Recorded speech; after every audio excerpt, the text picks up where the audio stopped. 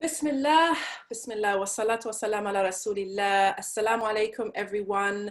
Thank you so much for being here for our first virtual salon sister session. And the impetus behind the virtual salon, for those of you who are not familiar, is a safe space for Muslims to come together to talk about some of the most pressing issues in our community today.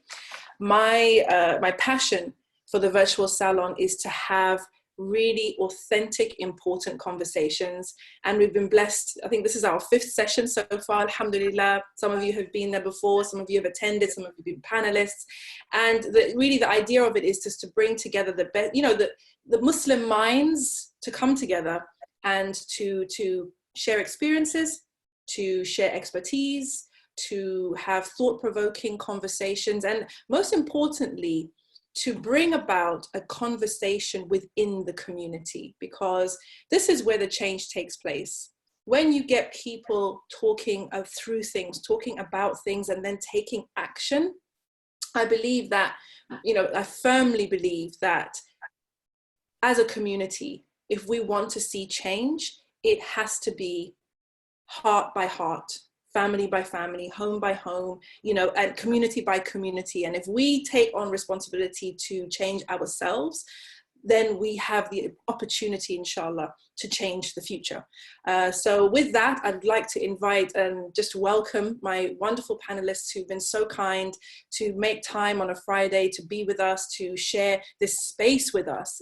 And I pray that Allah subhanahu wa ta'ala blesses this space, makes it a place of khair, and makes it a place of enlightenment, and rewards every single one of you for your intention being here. And before I get to the panelists, I also ask that Allah subhanahu wa ta'ala give you what you need from this session. Because I think that anytime we go somewhere, we sign up for something or we turn something on, our heart is calling for something. There's something that we need to hear. There's something that we need to know. So my dua is that you, my sister who's watching this, wherever you may be watching this, I pray that you get what you need out of this session, and that this becomes something that Allah subhanahu wa ta'ala is pleased with, and that counts as one of our good deeds on Yawm al-Qiyamah, inshallah. So with that being said, I would like to welcome my panelists. Guys, if you can just unmute, inshallah. I've got Sister Fatima Barkatulla. As you guys know, mashallah, she is she's an alima, a teacher, an author, a mother. Fatima, how long have you been wearing hijab? Can you hear me? Yes, perfectly well.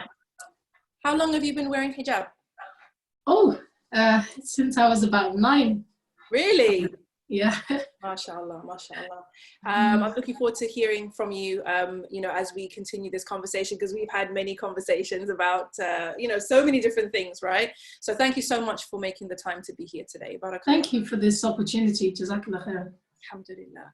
I've got Sister Hakeemah as well here, mashallah, all the way from, sis, where are you based?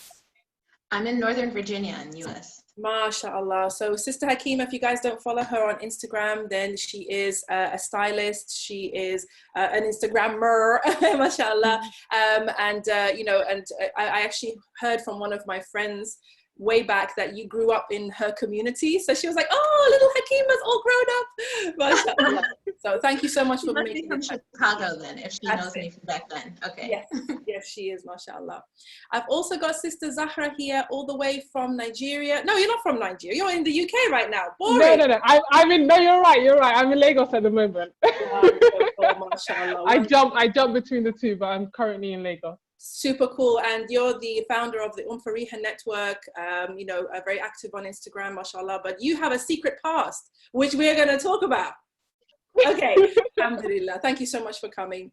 We've got Sister Lauren Booth here, who I'm sure is known to many of you, mashallah, as a journalist, author, speaker, presenter. And you're doing some exciting things nowadays, Lauren. And where are you based right now?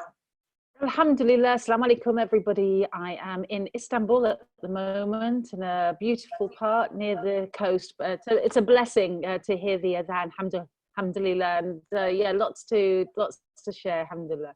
Alhamdulillah. So thank you so much for being here, mashallah.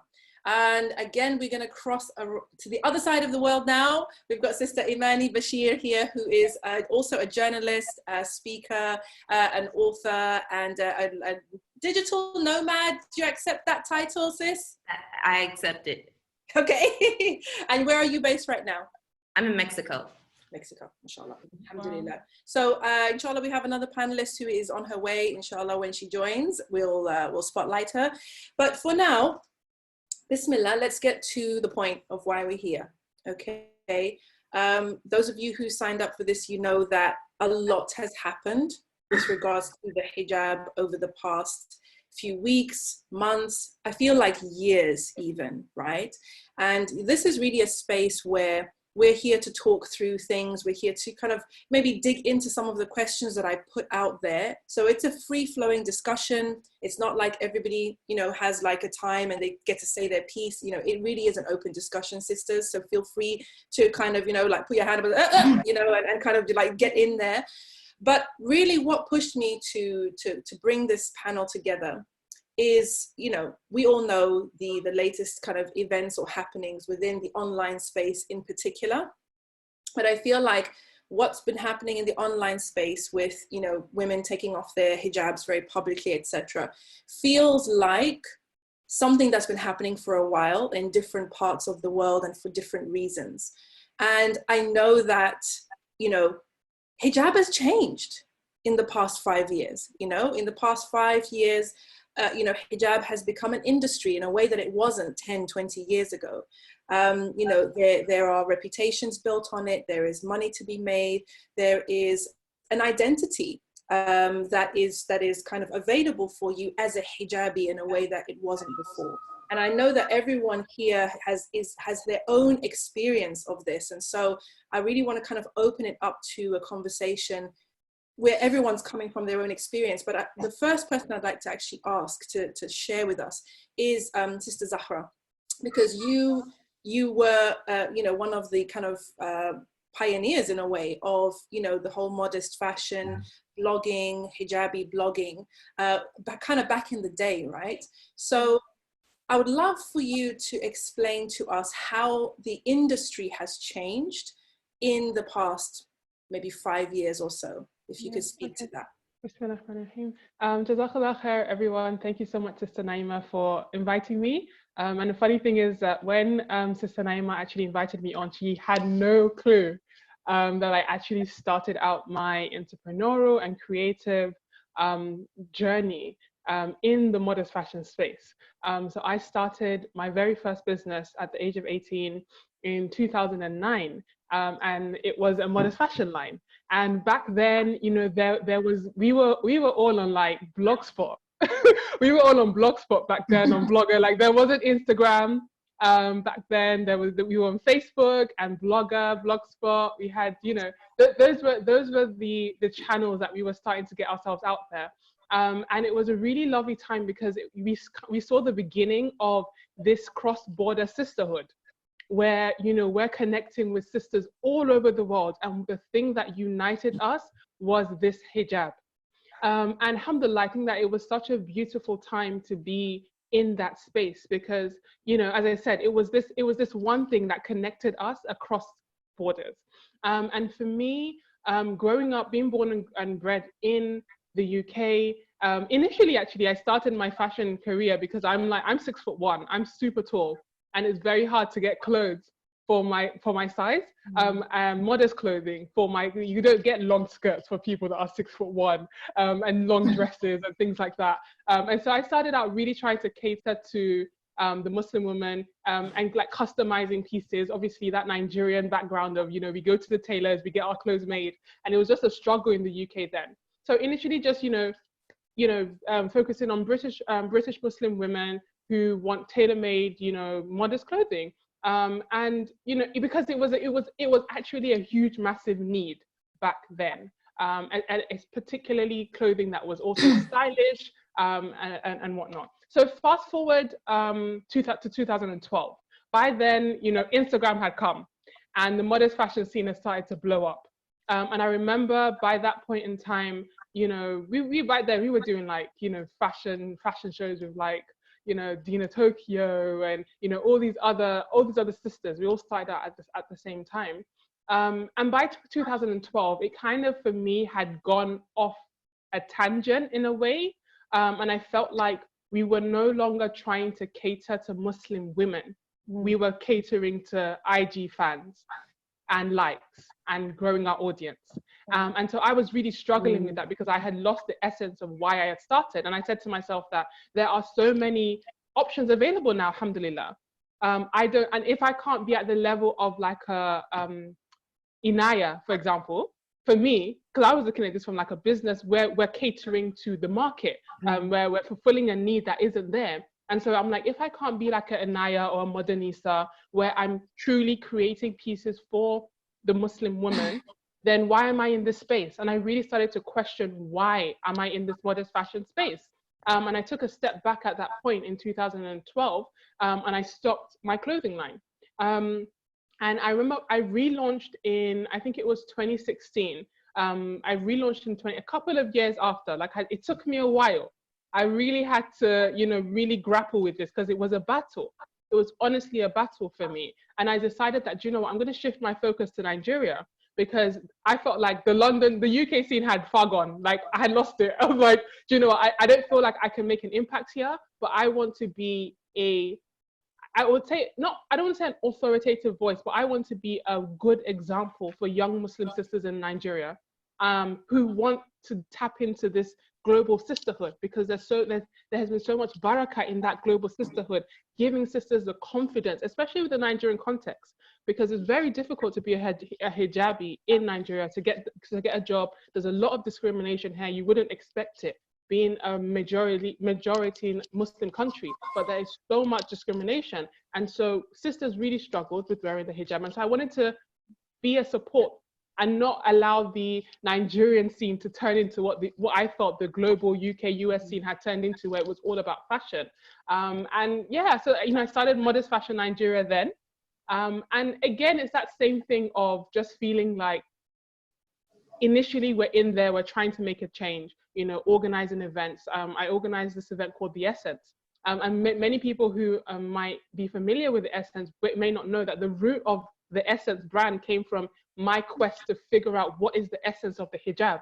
And that was the question that kept on coming into my mind. What is the essence of this hijab that we're wearing? What is the essence? What is the essence? And I created an event, it was called The Essence. We had a fashion show. This was 2016. And subhanAllah, by 2017, you know, again, it was a sisters only event, but some pictures of the fashion show had gotten out there. You know how Instagram is. And then I was like, this defeats the purpose. I had sisters blowing up my DM saying, oh, my life ambition is to be a model. You know, I really want to, and I'm like, that's not the point. That's not why I created this space. And so again, for me, I felt it was such a responsibility, putting myself out there and saying, this is for, you know, this is trying to represent what the hijab should be. And so I just decided that, do you know what, I'm going to pull out of this space because I don't feel as though I am truly in alignment with what the essence should be. I feel like we're being misinterpreted. I think that we're being judged, because for me, I was also trying to be a bridge between the sisters who are wearing full khimar, full niqab, you know, and then the sisters who are still wrapping their turbans, wearing their skinny jeans, but trying. And I was trying to be a bridge. And so in Nigeria, again, very peculiar context, there's a lot of judgment. It's very toxic. The full hijabi sisters, niqabi sisters look down on the sisters who are in scarf. They say, you know, hijabite, scarfite, turban. They start tagging people and judging their level of iman and piety based on that. And so, you know, I just felt like I was then being judged as I started, you know, people started calling me modest fashion. That's what that, like, they see me even says, oh, modest fashion Nigeria. I'm like, that's not really the brand that I want to portray, because I'm so much more, and the Fariha network is so much more than modest fashion. We're really a wholesome network for Muslim women. And so I decided to distance myself from that brand, just because I felt like it was losing the essence of what it was meant to be about. And it wasn't allowing people to focus on the soul of Islam. There was just too much focus on the exterior. And so that's kind of a very brief kind of I'm like rushing out. I want to make sure that there's enough space for everyone else to contribute. But that's kind of like a brief highlight of my journey. And hopefully in the discussion, I can go into it a bit more. But honestly, for me, it's this continual quest.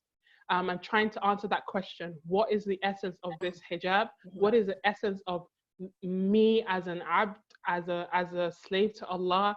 What is the essence of my creation? And am I living in alignment with that? And if I'm unable to answer that question honestly with myself, that this thing that I'm doing is for the sake of Allah and is in alignment with the purpose of my creation, if I can't say that wholeheartedly, then I step back from it and I continue that self-discovery until I get to a place where I'm like, okay, I think that this is in alignment with my Rabb, inshallah. So yeah, that's a bit of Jazakallah khairan, subhanallah. Thank you so much for that. And I just want to pick up on something and open this out to the other panelists where you mentioned about the essence.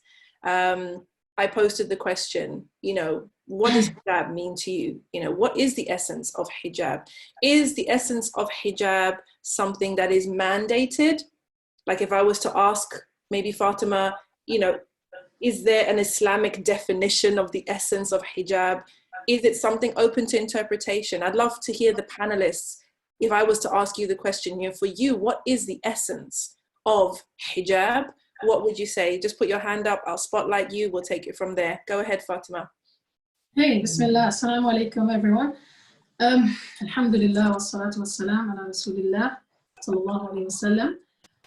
Well, the essence of hijab is that the hijab is a command from Allah subhanahu wa ta'ala. What we call the hijab, the popular word hijab, which when we mention it, we mean by it the Muslim woman's dress, I guess, when she's out in public or when she's in the presence of non-mahrams, is that it is a command from the creator of the heavens and the earth, right?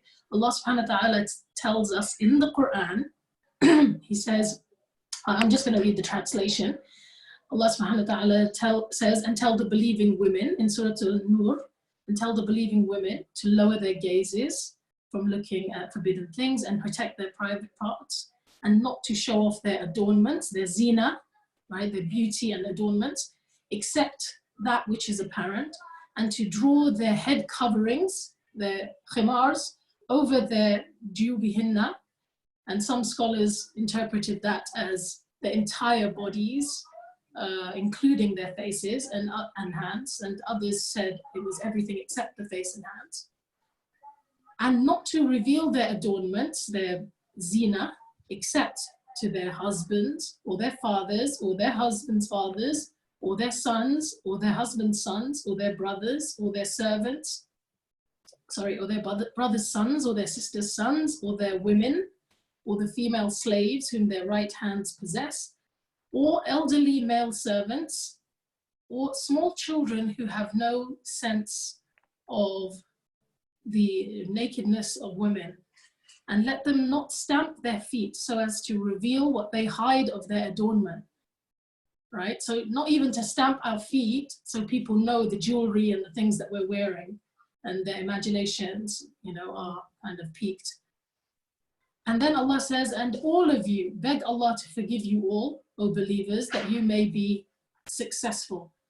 And Allah also tells us in Surah Al-Ahzab, and I think it's worth reiterating this because it's almost as if, Naima and sisters, what I've noticed is almost as if sometimes people have forgotten that these injunctions are there in the Quran, Allah subhanahu wa ta'ala tells us, or he says to the Prophet sallallahu alayhi wa sallam, Ya ayyuhan nabiyyu, قل لأزواجك وبناتك ونساء المؤمنين يدنين عليهن من جلابيبهن ذلك أدنى أن يعرفن فلا يؤذين وكان الله غفورا رحيما.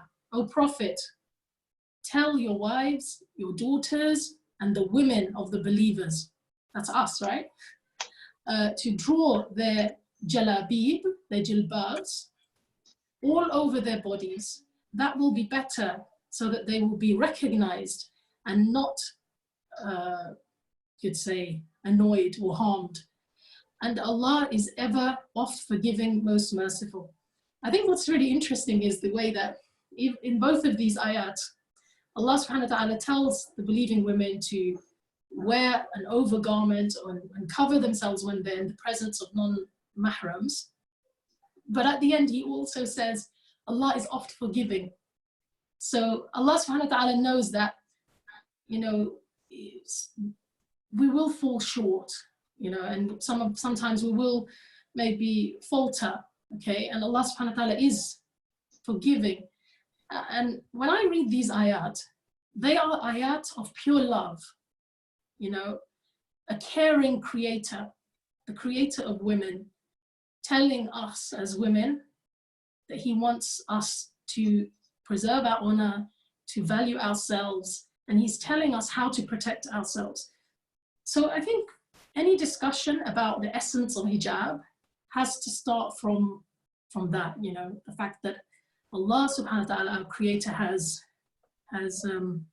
commanded us to cover in this way in public. And yes, there is some variation there, you know, cultural variation. You know, I'm talking about the halal variation, you know, that scholars of Islam have talked about.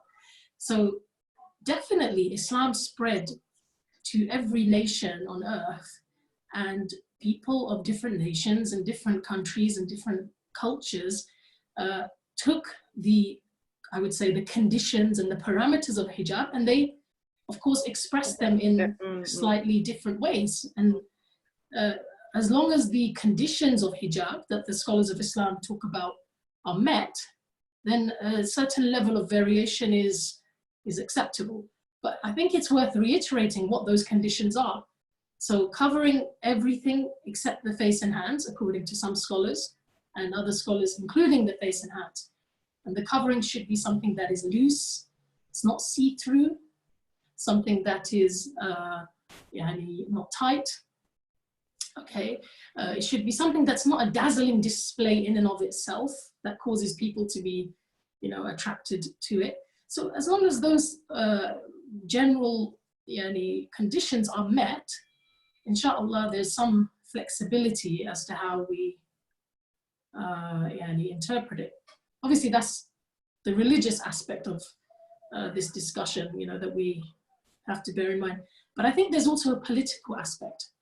I don't want to you can feel free to object. Fatima, do you mind if we circle back to that? Because I think it's really important, and it's going to come up. I'm going to bring Imani in on that one for sure. Because we've had this conversation, you know, about the political and cultural and identity issues with the hijab. So if you don't mind, I want to circle back to that, inshallah. But I mean, I know that, you know, as you're going through the conditions of hijab according to, you know, Islamic law, and you're, you know, we're quoting from the Quran, you know, I'm seeing my, you know, Instagram feed, you know, for some reason, my suggestion page, where I'm seeing, you know, mashallah, very, very varied interpretations of hijab. And obviously Zahra mentioned about the pressure that there is as a result of social media, but also business, branding, money, personal taste, you know, and I think this, for me, that why this conversation is happening now is because there was a time when hijab was not fashionable. Okay, let's just say it how it is. Okay, there was a time when if you wore a scarf of any kind, you were out of style. There was no way you could be on trend. Okay, I remember when I first became Muslim, you know, they had the triangle hijabs, you know, with the lace down the front, and you just put it under your chin, and they had those terrible abayas with padded shoulders, and you know, the padded shoulders and the pleated sleeves and the big buttons down the front. And it was just like, no, like, what is this? So at that time in the 90s and probably before, like, there was no tension. If you decided to wear hijab, you knew, khalas, like, that's it for me. You know, I'm not going to be hot. I'm not going to be cool. I'm not going to be trendy. People are going to look at me. I'm going to look like a stranger in this place. Okay, that has shifted dramatically, as we all know. So I'd like to open it up for the panelists. Hakeemah, this is your business, yeah, this is your world. How do you think that the essence, firstly, what does hijab mean to you, essentially, the essence of it? And what are the pressures, do you think, of our modern world, and maybe hijab's prominence as well in the modern world, and it being more acceptable and more kind of, I guess, flexible? What's your take on it? So in terms of what hijab means to me, I think it's really important what Sister Fatima mentioned, because the hijab is a commandment from Allah. So at the base of all of our actions, you know, that is where this garment comes from. Not just the head covering, but the entire head to toe, you know, layering and making sure that your curves are covered, and making sure that you comply with, as much as you can, those guidelines. Of course, and as Zahra mentioned, and her story relates to me so much, because I feel that me and her started at about the same time. And that sense of community that was there at the very beginning, it definitely, it's definitely been diminished over time with the increase of this hierarchy due to Instagram, due to social media. Because even when it was just Facebook back then, I started off in 2009 as a hijab shop. Then I switched over to styling in 2011. And I didn't even open Instagram because I could kind of see what Instagram would kind of, the dynamic it would bring into it. I didn't switch over to Instagram until I think 2014, because I just felt that, okay, I've got to get on this platform where everybody's at, you know, if I want to be relevant and be known and, you know, have my services rendered at these different fashion events, and then, you know, kind of broaden my perspective, I've got to be in that space with everyone else. And I do think that sentiment that she mentioned of kind of looking around, seeing the dynamics that you don't really conform to, like you definitely want to distance yourself from those types of dynamics, but you also have to be in the space where those dynamics exist, and they will be associated to you whether or not you propagate them. It gives you this kind of like, you're constantly being between a rock and a hard place, because you want to do fashion events, you want to do fashion shows, because it helps to amplify the voice of the designer. But then again, do you want to, are there fashion shows available for you in the environment that is also Islamic, right? So you have to kind of, like I personally would love for my business to be only based on Muslim women events, but here in the US, we don't really have them, right? We don't really have them as much as some non-Muslim events. So in my first step into the door with fashion shows, I did DC Fashion Week for 6 seasons in a row. And that was really how I built my network of designers, and I'm always working for a Muslim sister, whether overseas or local, showing her stuff on the runway. But I stopped doing DC Fashion Week. And again, Zahra, I relate to you so much, because there was one statement that someone said at DC Fashion Week that made me step completely away from it. And even though it was a great business move for me, I could not bring myself, because of that essence of hijab being taken away, because all they could see from like a non-Muslim perspective was, oh, modest fashion. They didn't see where this comes from the heart. They didn't see that we're trying to promote the idea that you don't have to over-sexualize yourself as a woman. You shouldn't have to take off your clothes for you to be respected.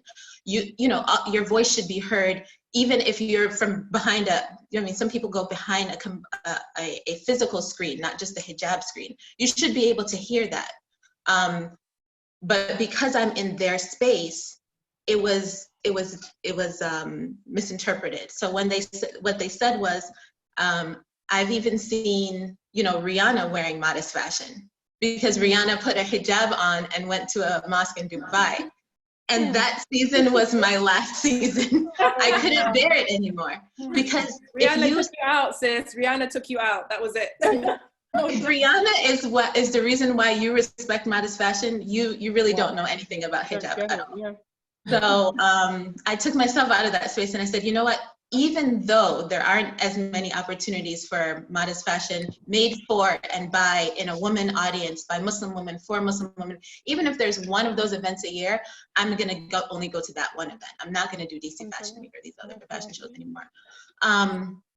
So that kind of how this culture of social media, and I am in it right now, but it constantly makes you go back and think, why am I here? Why am I still here, even though there's these other voices I don't want to be associated with? And I think it's like that dynamic of, I mean, people talk about the third culture kid these days, where it's not really how your mom thought of it, but it's not really how like people these days think about it. It's like kind of how you think of it. And you try to be as vocal about that and try to show that in your work or whatever it is that you have created your platform on. I think hijab these days, it's a form of self-expression as well. The religious, I hope, is the religious basis is still there, I hope, for most of us, but it's also an expression of self and individuality in terms of, you know, the style. And that's why I'm a stylist. I love to see how people wear their hijab in different ways while still trying their best to conform to the principles behind hijab.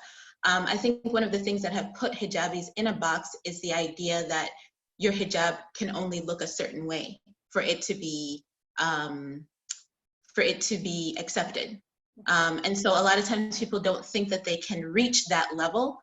And so it's like, well, then I'm not even gonna wear it, or, you know, I'm not gonna call myself hijabi, but I'll just keep my hair covered I'll keep my hair covered in the way that I'd like, but I'm not gonna use the word hijabi because it puts me in a box that makes me overly judged.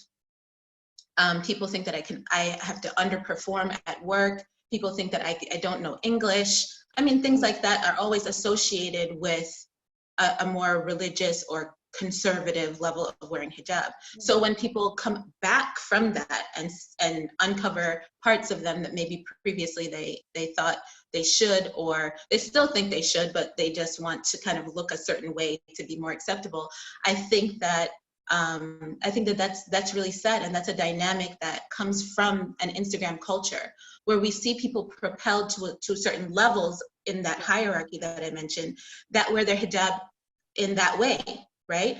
And the people who are maybe trying to, as best as they can, conform with the principles that are based in religion, maybe they're not propelled. So that popularity is something that is something that, you know, that influences how people wear hijab.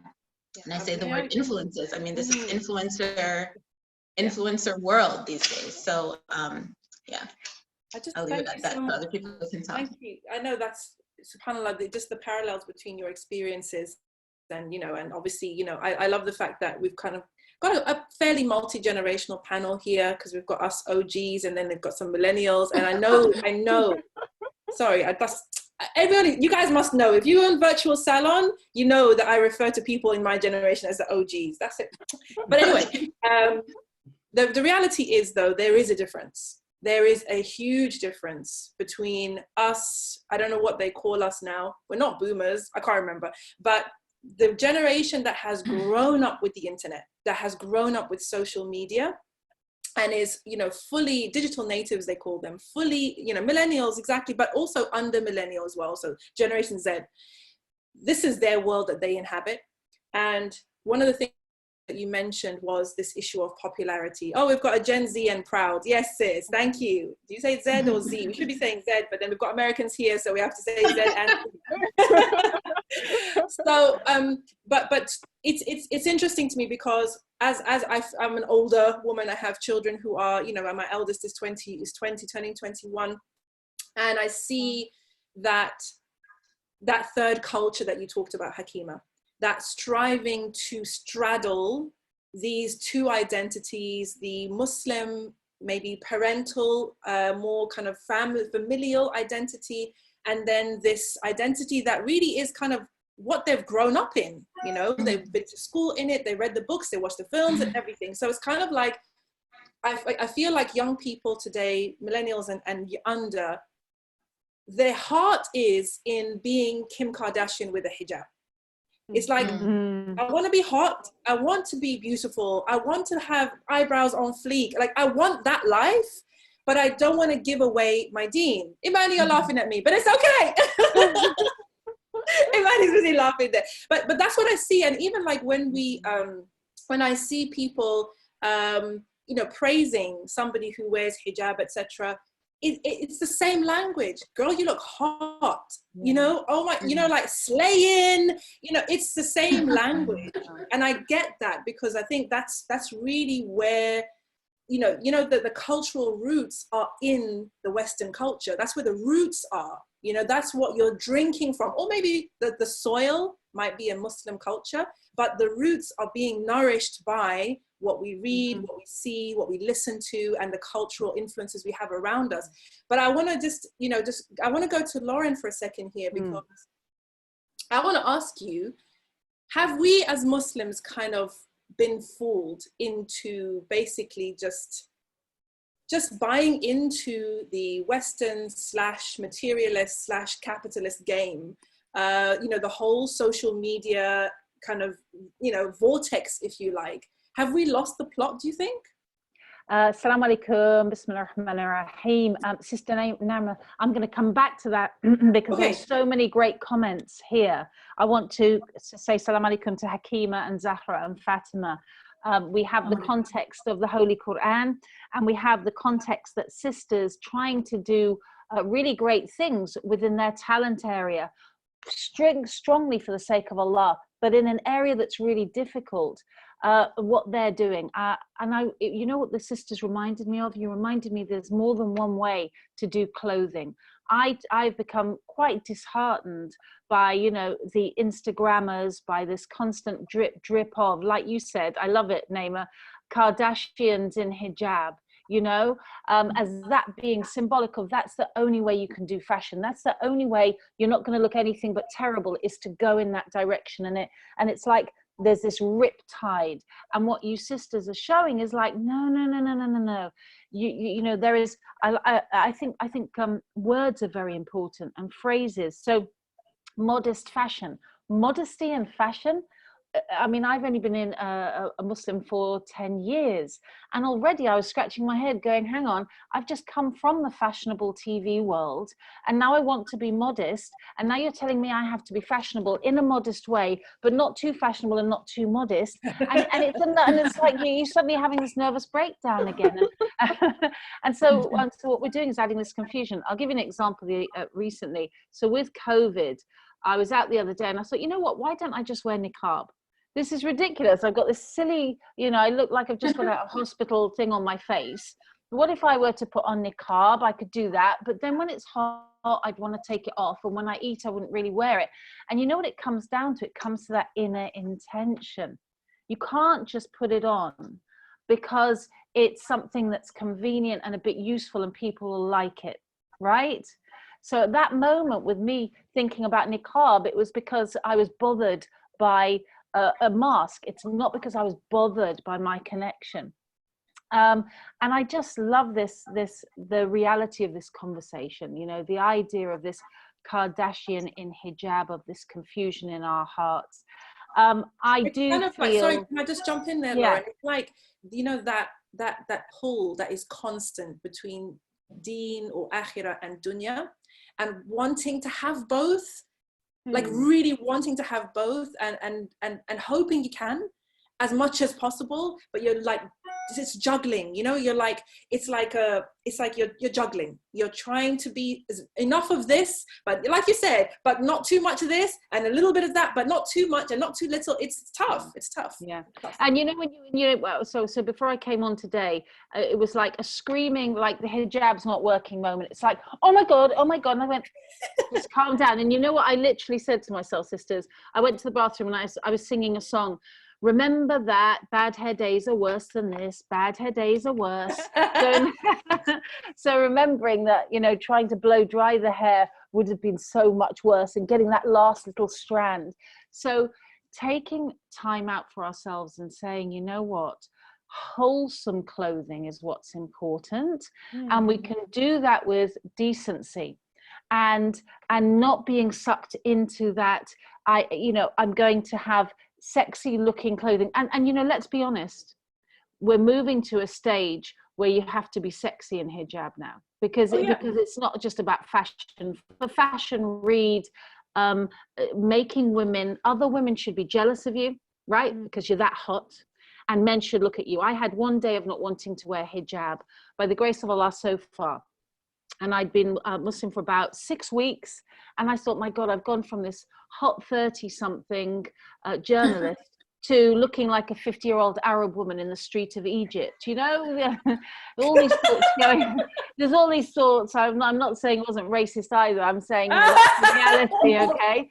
Who are you? This identity thing. And I looked myself in the mirror and I said, right, Miss Booth, give me one good reason that's better than the love of Allah to take this hijab off.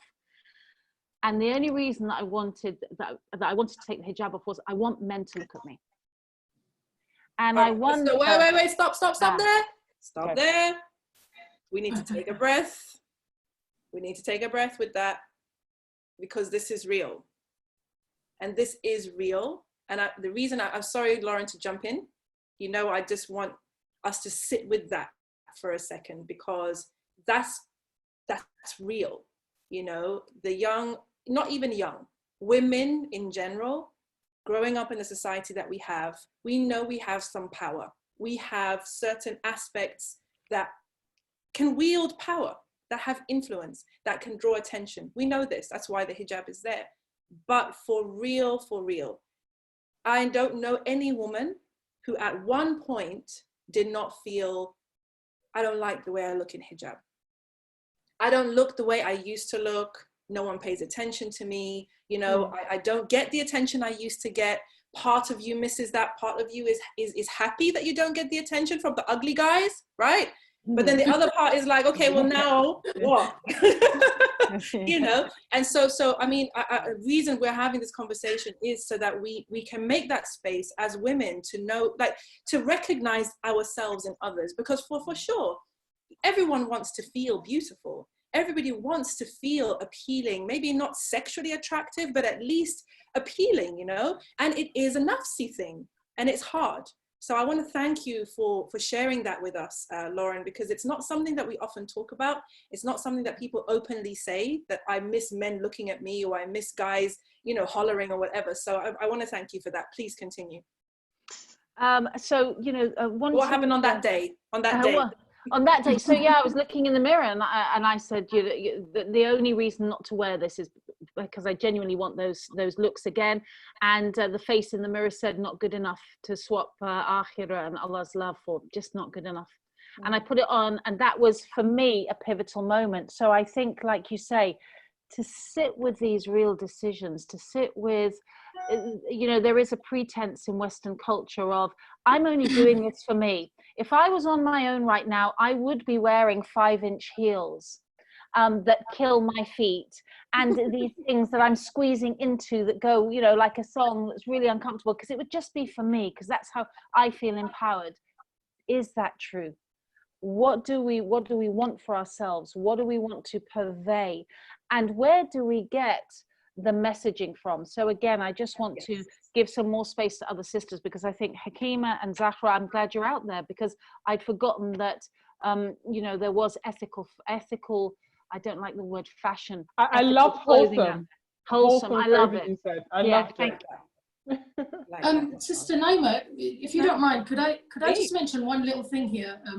Because what Lauren just explained, Jazakallah khairan, Lauren, it reminded me of a moment in my own teenage years when I wouldn't say I had the motivation of being looked at by men, but I had my weak moment where I considered taking my hijab off. Okay, so this is me. I was wearing hijab since I was 9. I come from a religious family. My dad is a scholar. But what happened was I snuck to I shouldn't be telling everyone this. I snuck out to a concert. All right, my first ever concert, and I was wearing hijab and jeans. Okay, and I was like about 15, and when I'd never experienced a concert before, so I was just like following my friends, and when we turned up there, and when I was there in the middle of this massive field, it was like the biggest outdoor concert in history at that point in time.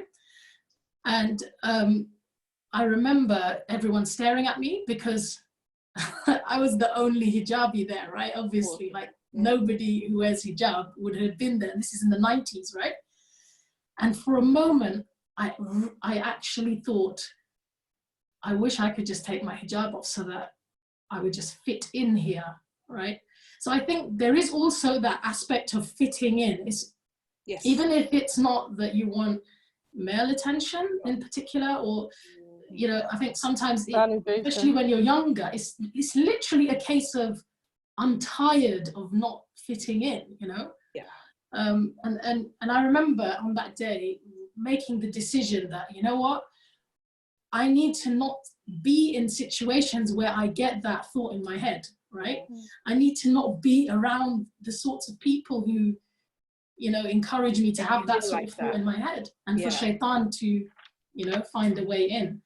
So yeah, I just wanted to share that with you because it just kind of reminded me as a teenager that often, you know, it's as simple as that. It's just as simple as feeling tired of the daily being different, you know? Yeah. No, I hear that. And I've also had my moments as well when it comes to the niqab, because, you know, you guys know, like, we travel a lot and we're here and we're there and everywhere. And in some places, you know, you just don't want people to look at you anymore. You know, you don't want to be the one people are staring at. It's like, no, I want to stare at you, mate. You know, like, I'm in a new country. I want to look around and see everything that's new to me. But every time I meet someone's gaze, they're looking at me like, what is this horrific thing? So obviously, I don't want to bring the niqab into this conversation because, you know, it's levels. But I hear you on that, Fatima, just wanting to just be, quote unquote, normal. But I think that, you know, I remember my husband at the time giving me the same advice as what you said, which is that if you're in an environment or amongst people who make you feel bad in your Islam, maybe it's not the Islam that's the problem. It's not even there's that feeling that's the problem. You're in the wrong environment. You're not in an environment that is nurturing you. There's that hadith, isn't there, that a person is on the religion of their friend, right? So the people we surround ourselves with, the people who we associate with, they absolutely have an impact on the way we view womanhood, the way we view, you know, ourselves as Muslims, all of that, you know. So I think for our own mental health, for our own well-being, we've got to put ourselves in environments, have friendships that support our spirituality, right? Rather than, you know, cause us crises. Yeah, definitely. I want to bring in Elisa now from AOG for a second, if that's okay, guys, because she arrived. And Elisa, you were an Instagram hottie back in the day, yes? So what can you speak to that desire to be seen and liked and get the attention, and then kind of exchanging that for something else? What are your thoughts on that? Assalamu alaikum, everyone. Sorry about my connection. I'm currently in Dorset, so the Wi-Fi is not great, but hopefully you can hear me. Yeah, you're fine.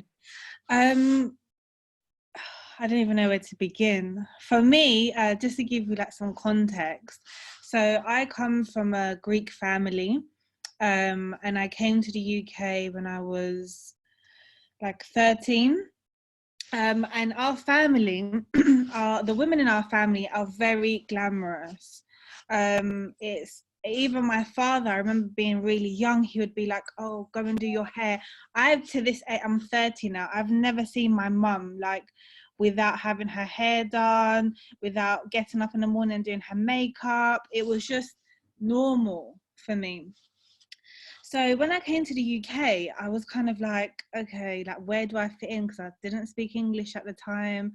And I thought, all right, like, and I come obviously from a Greek Orthodox family. And if anyone knows Greeks, like, we're very proud people. And it kind of comes hand in hand. Like, if you're Greek Orthodox, you marry Greek, eat Greek, live and breathe Greek. And Well, I'll go with that. And so when I kind of started making friends in the UK, I realized, you know, this whole big world of like fashion and although like, and I was just naturally drawn to it as well. So I remember actually how I came to Islam.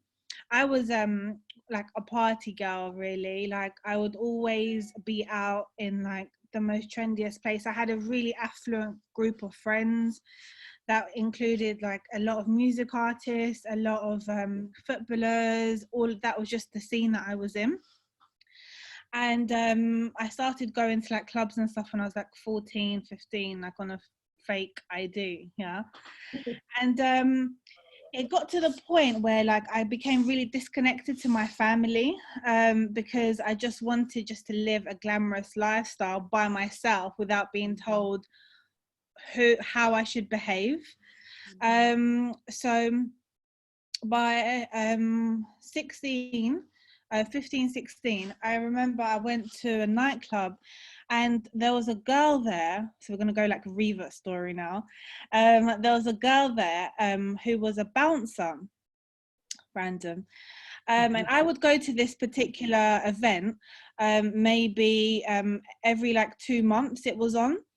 And she came up to me and I knew all the security there and everything. And she said, are you Moroccan? I said, no. Bear in mind, my whole circle was very, it was either like Caribbean or English. There wasn't really anything else in the mix. So I didn't even know any Muslims.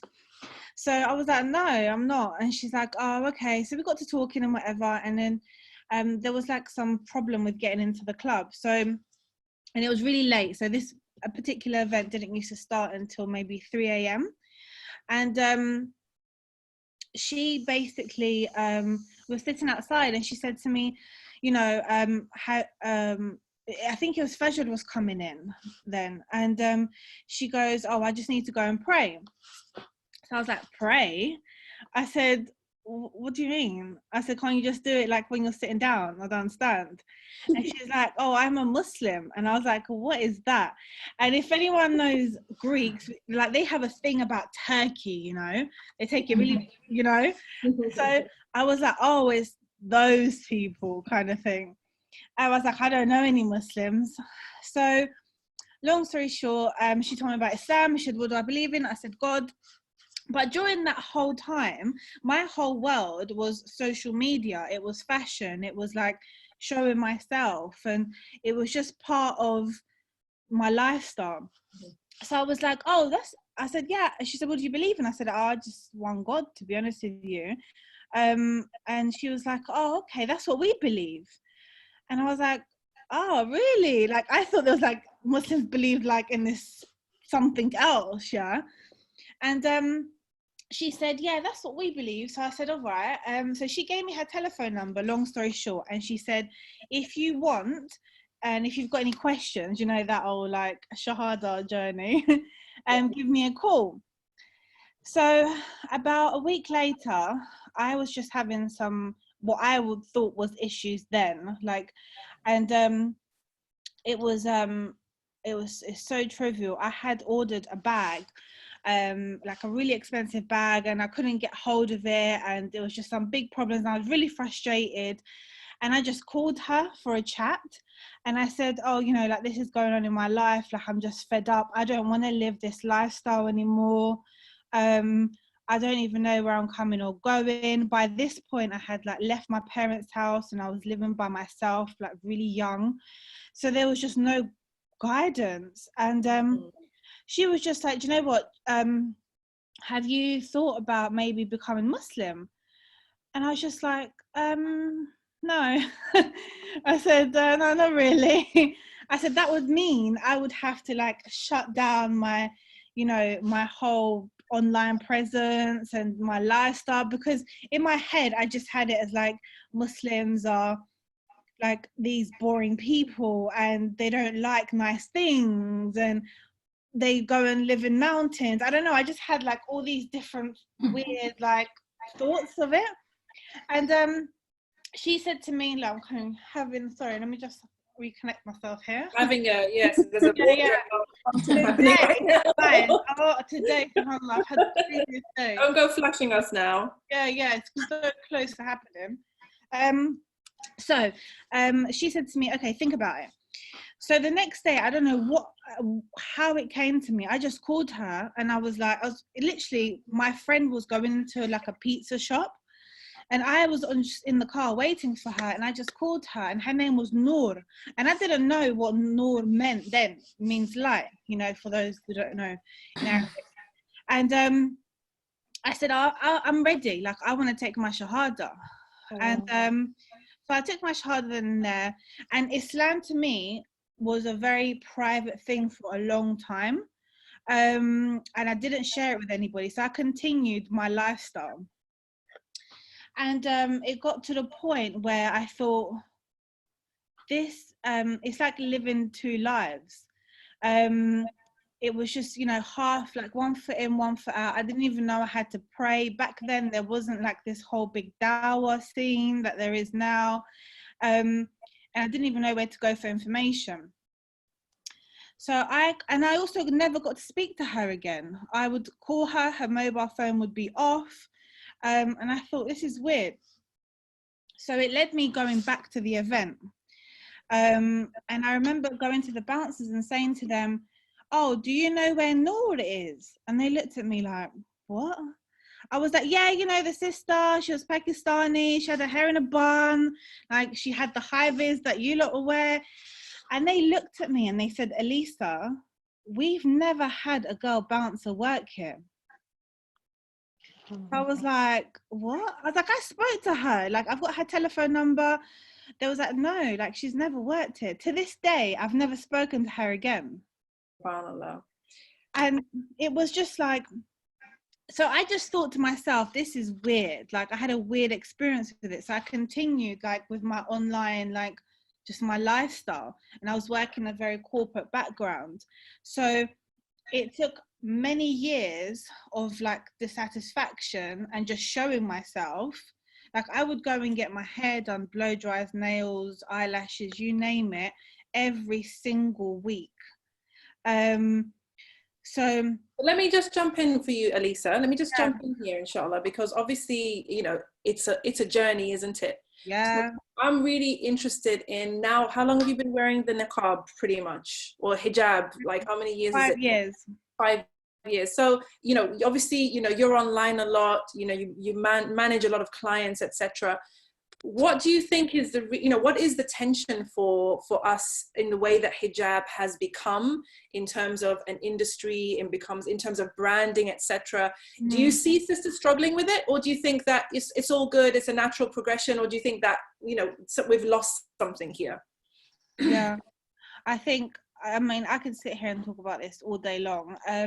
It definitely is a natural progression. Even in myself, you know, I went through different stages of my Islam. When I put on my hijab, I was living in Dubai and I had made the intention to move to Dubai, to a Muslim country that had the lifestyle and the hijab. So I was like those hijabis with like half my hair showing, laboutins, open abaya. That was the beginning of my like journey. Which what you was calling earlier, Lauren, like the or name, I can't remember who was, the Kardashians of like Kardashians in a hijab, yes. That was like my goal, you know. These millennials, I'm telling you, man. It is. Sorry. It is and it isn't. And I also, but then I'd done a whole 360 because I went down, you know, the road of really like studying fiqh. I would travel to all over the world to study with the ulama, and I went the total opposite way, where I would be like haram police. Like I'd be like, oh, astaghfirullah, like why are you doing that? Why are you even wearing color? Like why are you doing this? And it's just, I lacked so much knowledge, but I had all the chat. And as I progressed, I remember like I would look at like these fashion hijabis and just the fashion hijabi industry, and I would be like, oh, astaghfirullah, this is the downfall of Islam and this is what's going to happen. But sign of the end of times, maybe. Yeah, but I realize my kind of thinking has changed a little bit now, because I would say, although like, okay, I understand, you know, the whole like monetizing the hijab and like creating money from something that should be sacred, like I get all of that. You haven't even spoken about yet, which yeah. I'm going to jump to. I do get it, but at the same time, that's how I put my first foot forward into Islam. But before that, it was like what Fatima touched on earlier, which was, you know, the intention behind it. My intention was purely to start practicing, however that looked like to other people. Salam. So, sister, it's lovely hearing your voice, Elisa, and your journey. I want to jump in here because I've got a question, because that's really interesting. You said that actually that Kardashian with the hijab was a way into modesty for you, which is really interesting. It is. Because often we only see it as a way out. Yeah. I wonder what all the sisters think about that as a way in, and the risks of it being more of a pull to a way out of true modesty of the soul and away from our own true ethics and connectivity with Allah Ta'ala. I wonder what you guys think, especially the designers. I love that. I want to bring Imani in. Imani, are you available to come on video? Because I just want to bring you in, because I'm aware that you have not spoken, my dear. And I know you have a lot to say about, you know, in terms of, you know, hijab and identity. And I remember the first time that you brought it up, it was with regards to the whole idea of mainstream and being acceptable to the mainstream, and even your journey with the hijab as an act of defiance in a way, and an identity, and you staking your claim to the identity that your parents fought for. Like, what's your take on all of this? What do you think?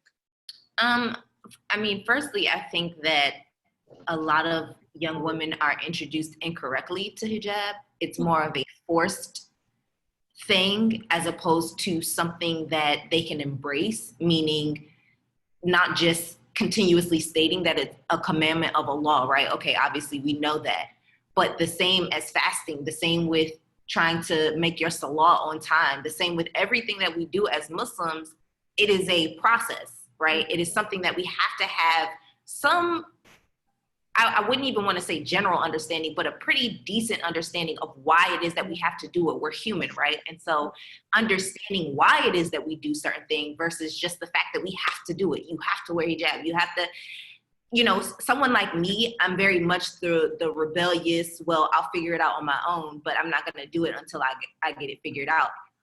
There are a lot of people that are very similar.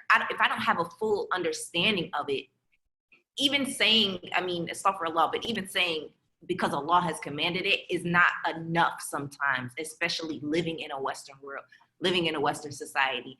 And so like, I strongly believe, especially when it comes to like influencer culture and all of these things, people have used it as a costume, not as something, as a declaration of faith or a declaration of identity. It's a costume, it's a prop. I'm hijabi this, I'm hijabi that. No one's ever the Muslim this, the Muslim that. It's I'm the hijabi this.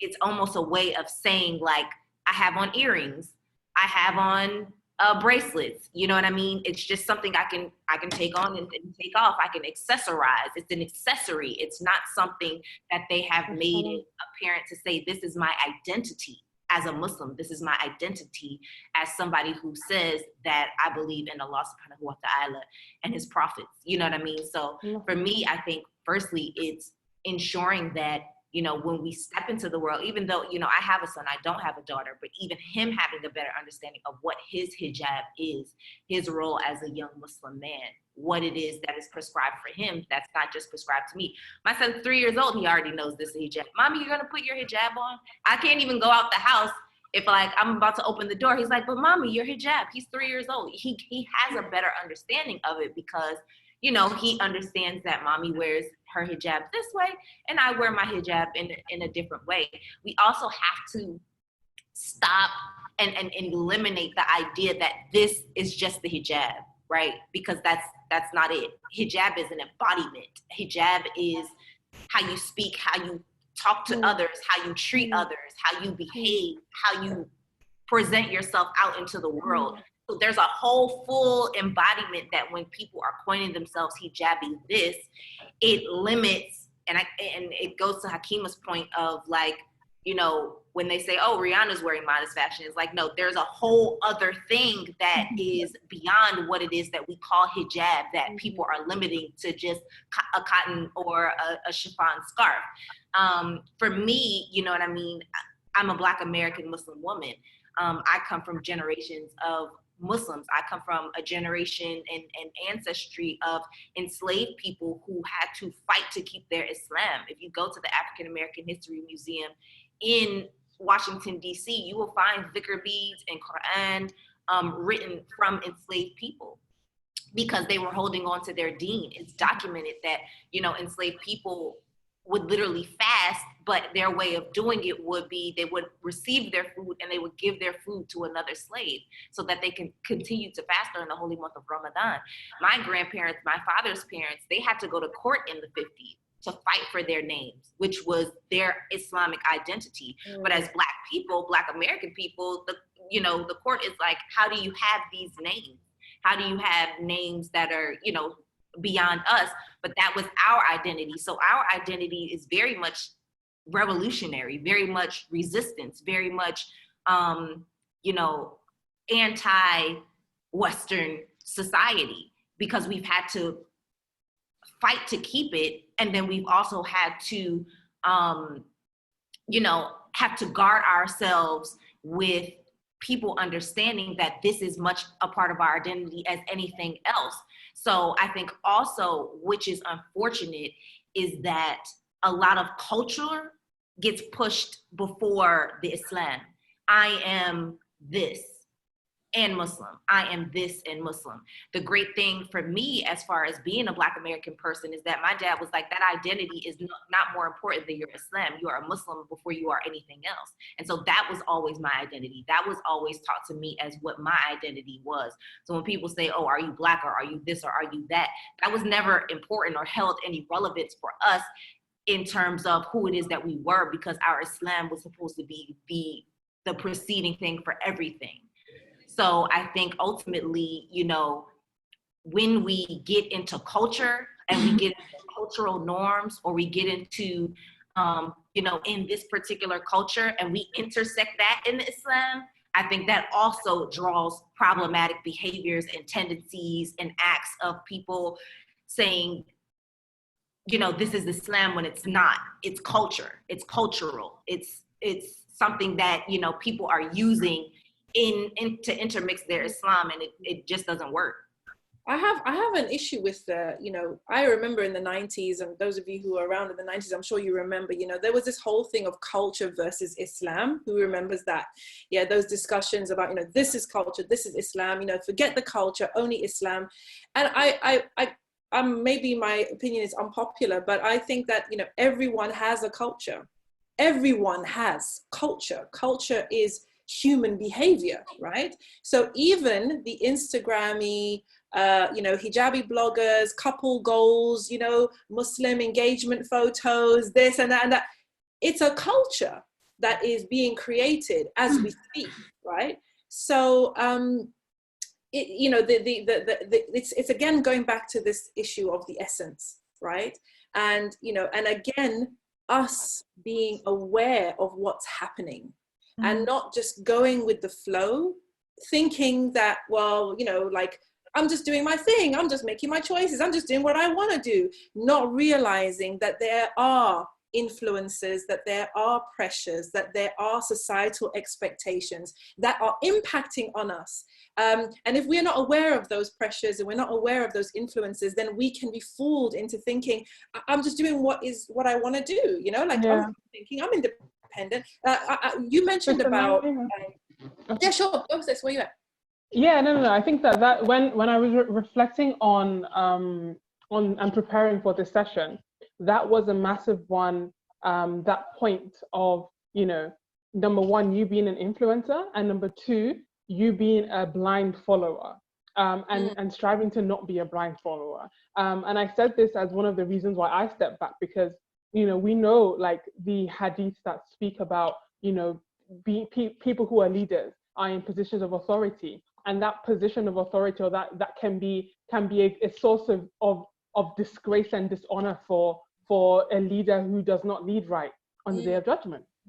And I think that also applies to influencers, because even if you don't say that, because I hear some arguments like, yeah, I'm here, but I'm not telling anybody I'm not an authority on hijab. Sis, hold on a second. Wait, sis.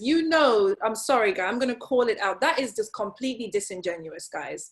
Like, that's just somebody who says that is being completely dishonest, because you know that when you put that hijab on and you said it's $5.99 from my website, your intention was to influence people to go and buy the hijab or to buy whatever brand is sponsoring you. That community so, come on. of Muslims. So, and people say this.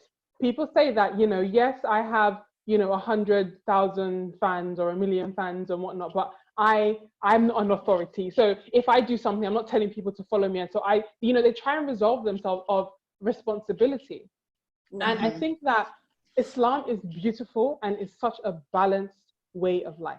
You as a leader, you have responsibilities. That's it. You as that influencer, you have responsibilities. And then you as a fan also have responsibilities.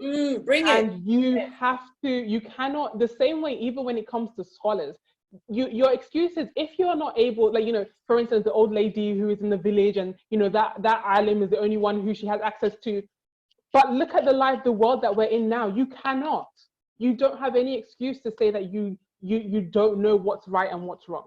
Yeah. And you're going to follow someone blindly and let them lead you astray.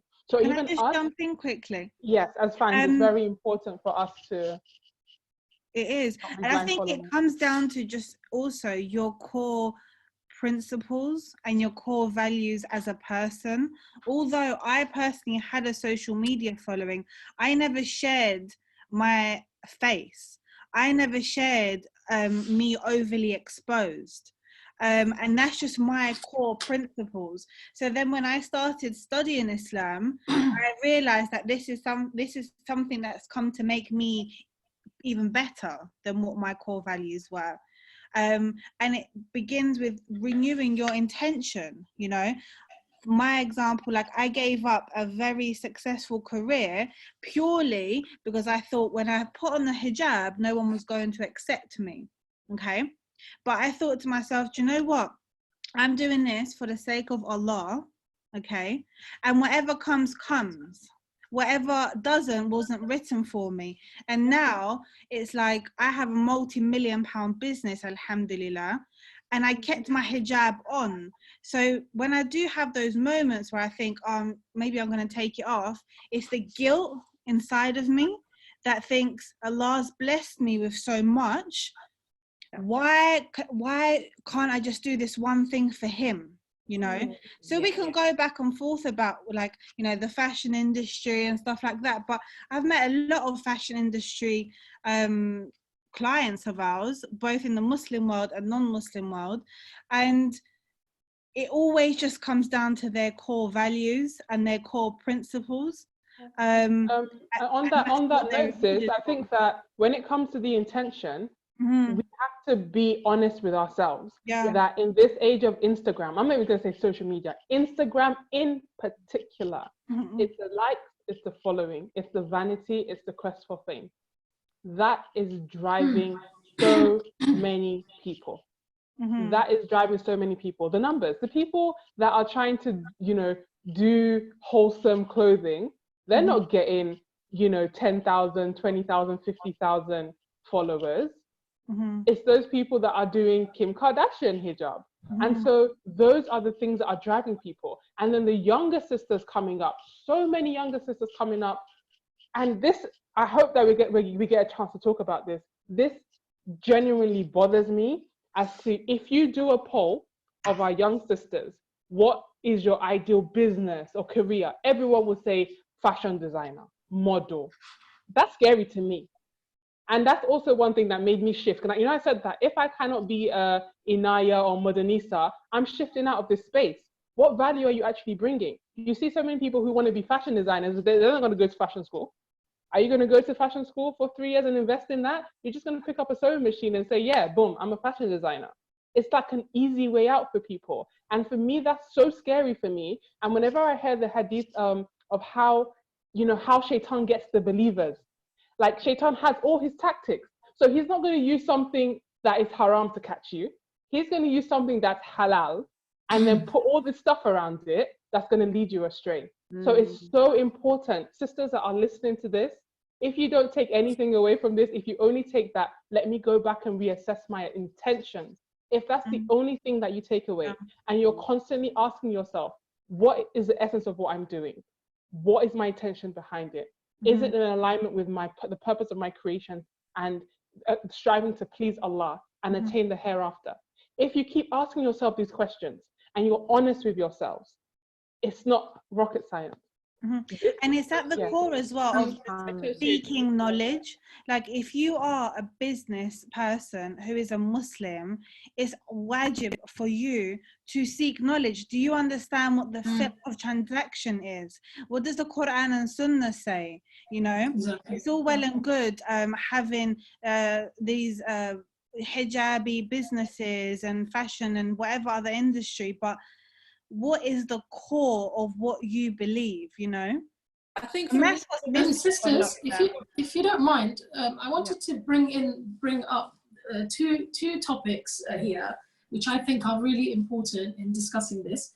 One is the whole idea of hijab, remembering that, you know, anything that is a command from Allah is our fitrah.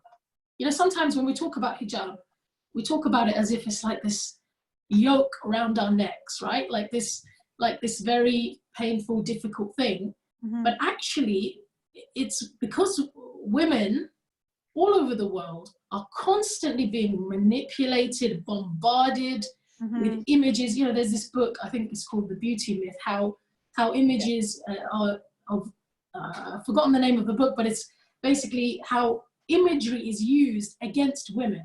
Images of women are used against us, you know? I think we have to realize that there is this there's this onslaught.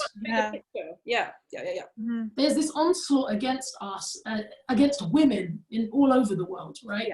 Of this constant, like this idea that we have to fit a certain mold. We have to be desirable to men. I mean, I remember, you know, Rose McGowan, the lady, the Hollywood actress one of the key people who, you know, exposed Harvey Weinstein and the whole kind of Me Too movement. She said she shaved her hair off, right? And I remember in an interview, they asked her, you know, why did you shave your hair off? She said, because when I came to Hollywood, the first thing they said to me was, I have to grow my hair, because if men don't want to, and she used an expletive, right? If they don't want to something me, then nobody's going to want me in a movie, right? Wow. And she said that her hair has always been, in Hollywood, her hair was always a symbol of her desirability towards men. So in a way, women all over the world, I would say, are groomed. Yeah. I think I would say Muslim women, Muslim girls are also being groomed to being excellent consumers, to being what's that word? You know, insecure. When you're insecure, you buy more stuff, right? The women's creams are more expensive than anything that you'd buy for a man. Women's haircuts are more expensive than men's. Women's clothes are more. So we women, whether we're Muslim or not, are seen as an industry, okay? And the aspect of this that troubles me the most is that Muslim women who are kind of more used to be, or we used to think we were, more awake to these influences and these kind of this manipulation and grooming, it feels as though, unfortunately, we're becoming more susceptible to it as well. And I think this is all under the kind of the backdrop of the history. Now, I really want to bring this in because this is really important. Because I want us as Muslim women to realize that that all of this is a type of manipulation. Whenever people colonized Muslim lands, okay, whenever Muslim lands were colonized, Muslim people were colonized, Muslim women were seen as a key symbol of how subservient that society had become to the colonizers, okay? Read about Algeria, read Frantz Fanon and, you know, what happened in Algeria. SubhanAllah, there was a campaign, right? And this is one example that I know about, but I'm sure it happened all over the place, right? There was a concerted effort to get the women of Algeria to stop wearing veils, to stop veiling, to start dressing like French women, right? Mm-hmm. And I'm talking about adverts. There were adverts, there were, you know, women who would unveil were given certain privileges and positions, and even their husbands were encouraged as well to encourage their wives to stop veiling, because the hijab is seen as a symbol of our adherence to Islam, whether we like it or not, okay? And I'm not saying that somebody who doesn't wear hijab cannot be a religious person. You know, we all have things that we might be falling short in, and maybe she's a great, you know, worshipper of Allah in other ways. But at the end of the day, because it's a command of Allah, it is seen as a symbol of our level of adherence, okay? And the colonizers the world over saw it as a symbol of adherence. And when they saw Muslim women had stopped wearing hijab, that was seen as a victory. That was seen as a victory. And I think we are really like naive if we don't realize that, right? And I feel that whole kind of, I would say, cynical aspect of capitalism, etc., is trying to infiltrate us now, you know, and that's exactly what's happening.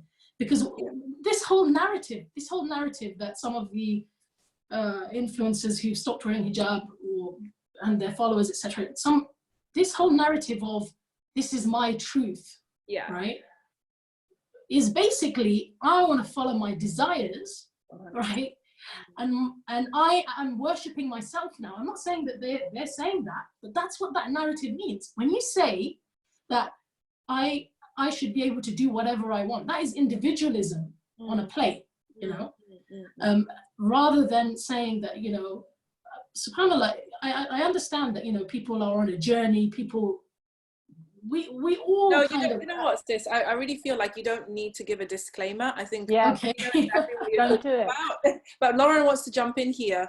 Go on. Yeah. So I just want to say thanks, Sheikha Fatima, you know, for that fantastic roundup of the pressure that's been put on Muslim women, and that what we're not seeing beyond the boundaries of our Instagram feed is that there are deliberate pressures to weaken us. Because in Algeria, which Sheikha was talking about, there was a letter sent from the one of the magistrates or the commanders of Algiers at the time to Paris, saying, if we want to break this society, we have to get the women out of the house and out of hijab, and then the men will follow, and the women will be accessible to us. The women will be accessible to us French. Now, when we are fed, when our nafs are fed, these kind of phrases, which you touched upon, Sheikha, I'm just being authentic. Okay, you know, I really just want to be about me and my choice, and that's why now, sorry, I've sold you £1 million worth or £10 million worth of hijabs, but my journey is now somewhere else. And then everybody goes, whoa, well, you were my journey, right? Where is their narrative coming from?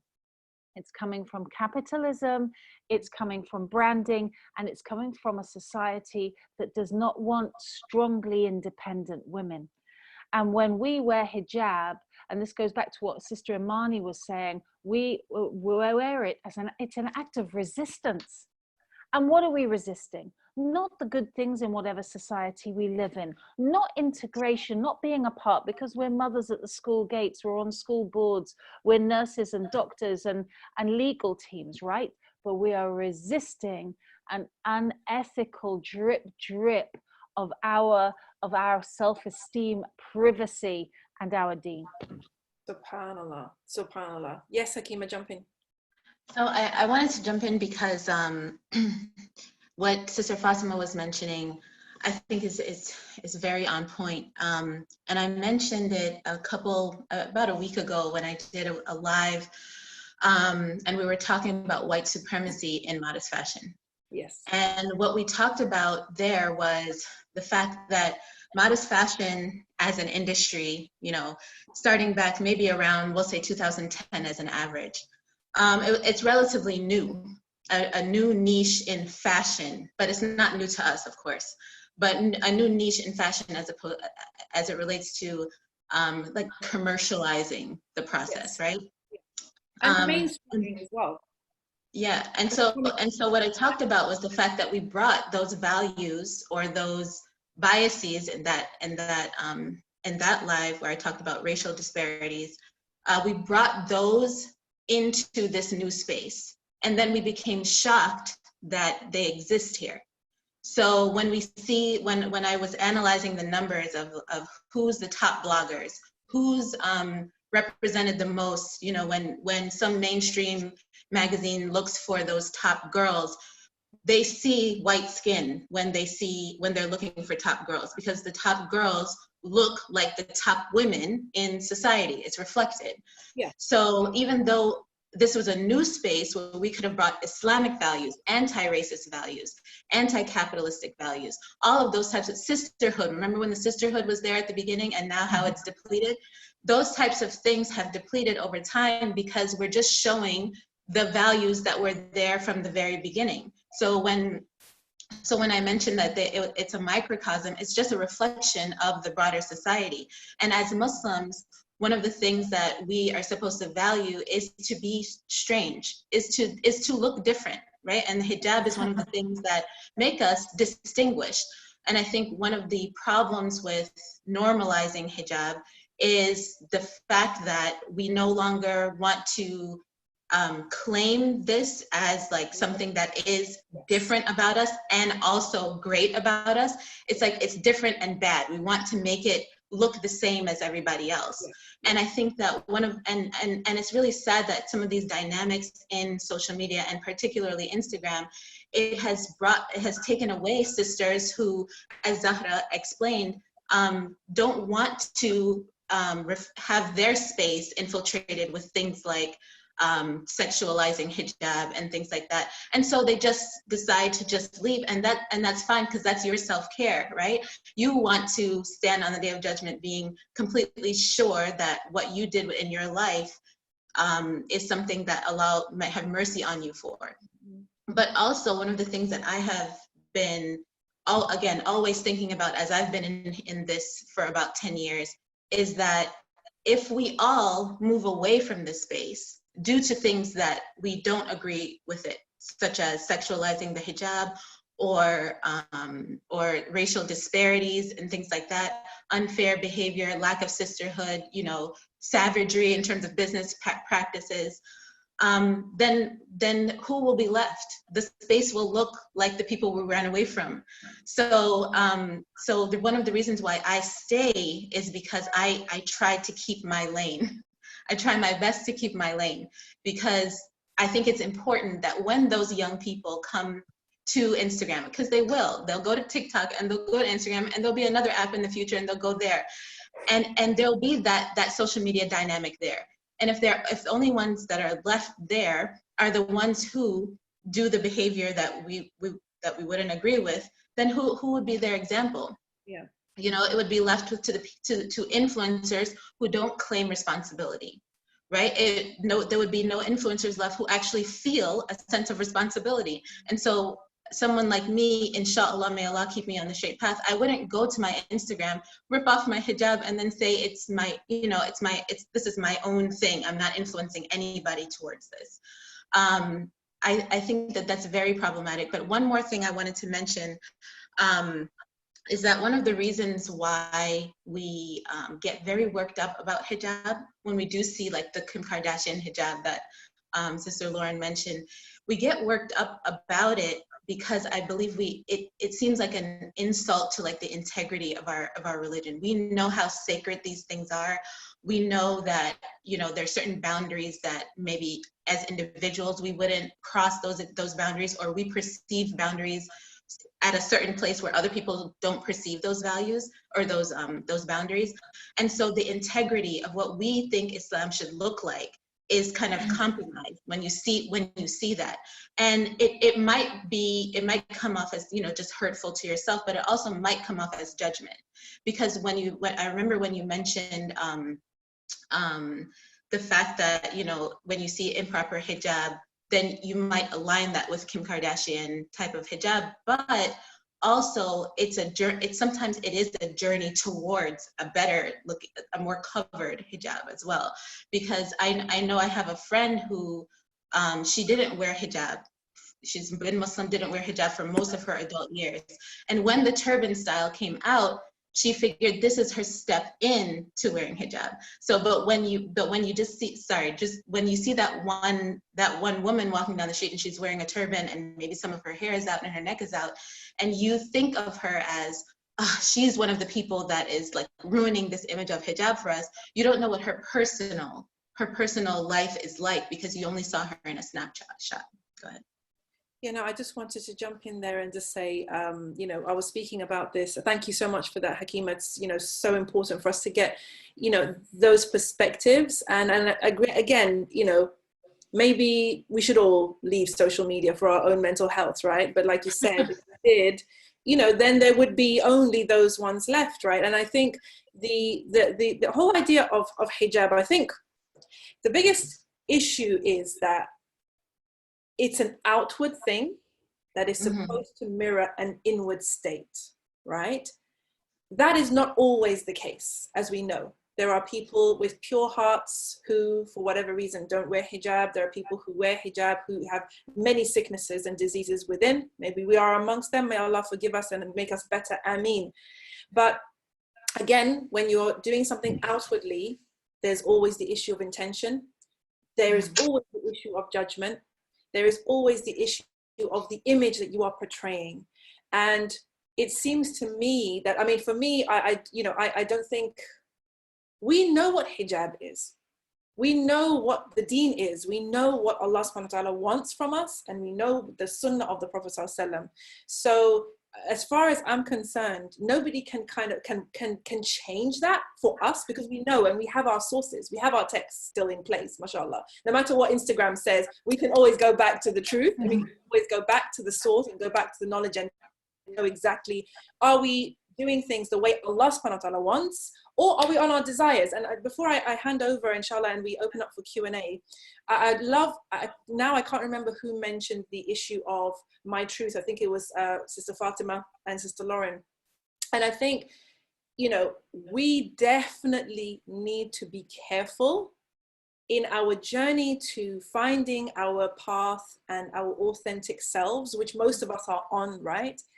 We need to be really careful, because I have caught myself and I have seen people saying, this is the real me. You know, before, when I dressed like this and I didn't do this and I didn't do that, I was doing what I thought I had to do. But now this is the real me. I'm being true to myself. I'm living my truth. You see, just exactly those words that you mentioned, sis, right? And the trouble is, yourself is your nafs. Exactly. Yourself is your nafs. And our nafs is not our friend. You know, like, our nafs is not the pure essence of who we are. Our nafs is our desires, right? And so if I am, and this is for anybody who's listening to this and maybe has kind of heard some of this type of languaging and has thought, well, that makes sense. You know, you must be authentic and live your truth and be true to yourself, right?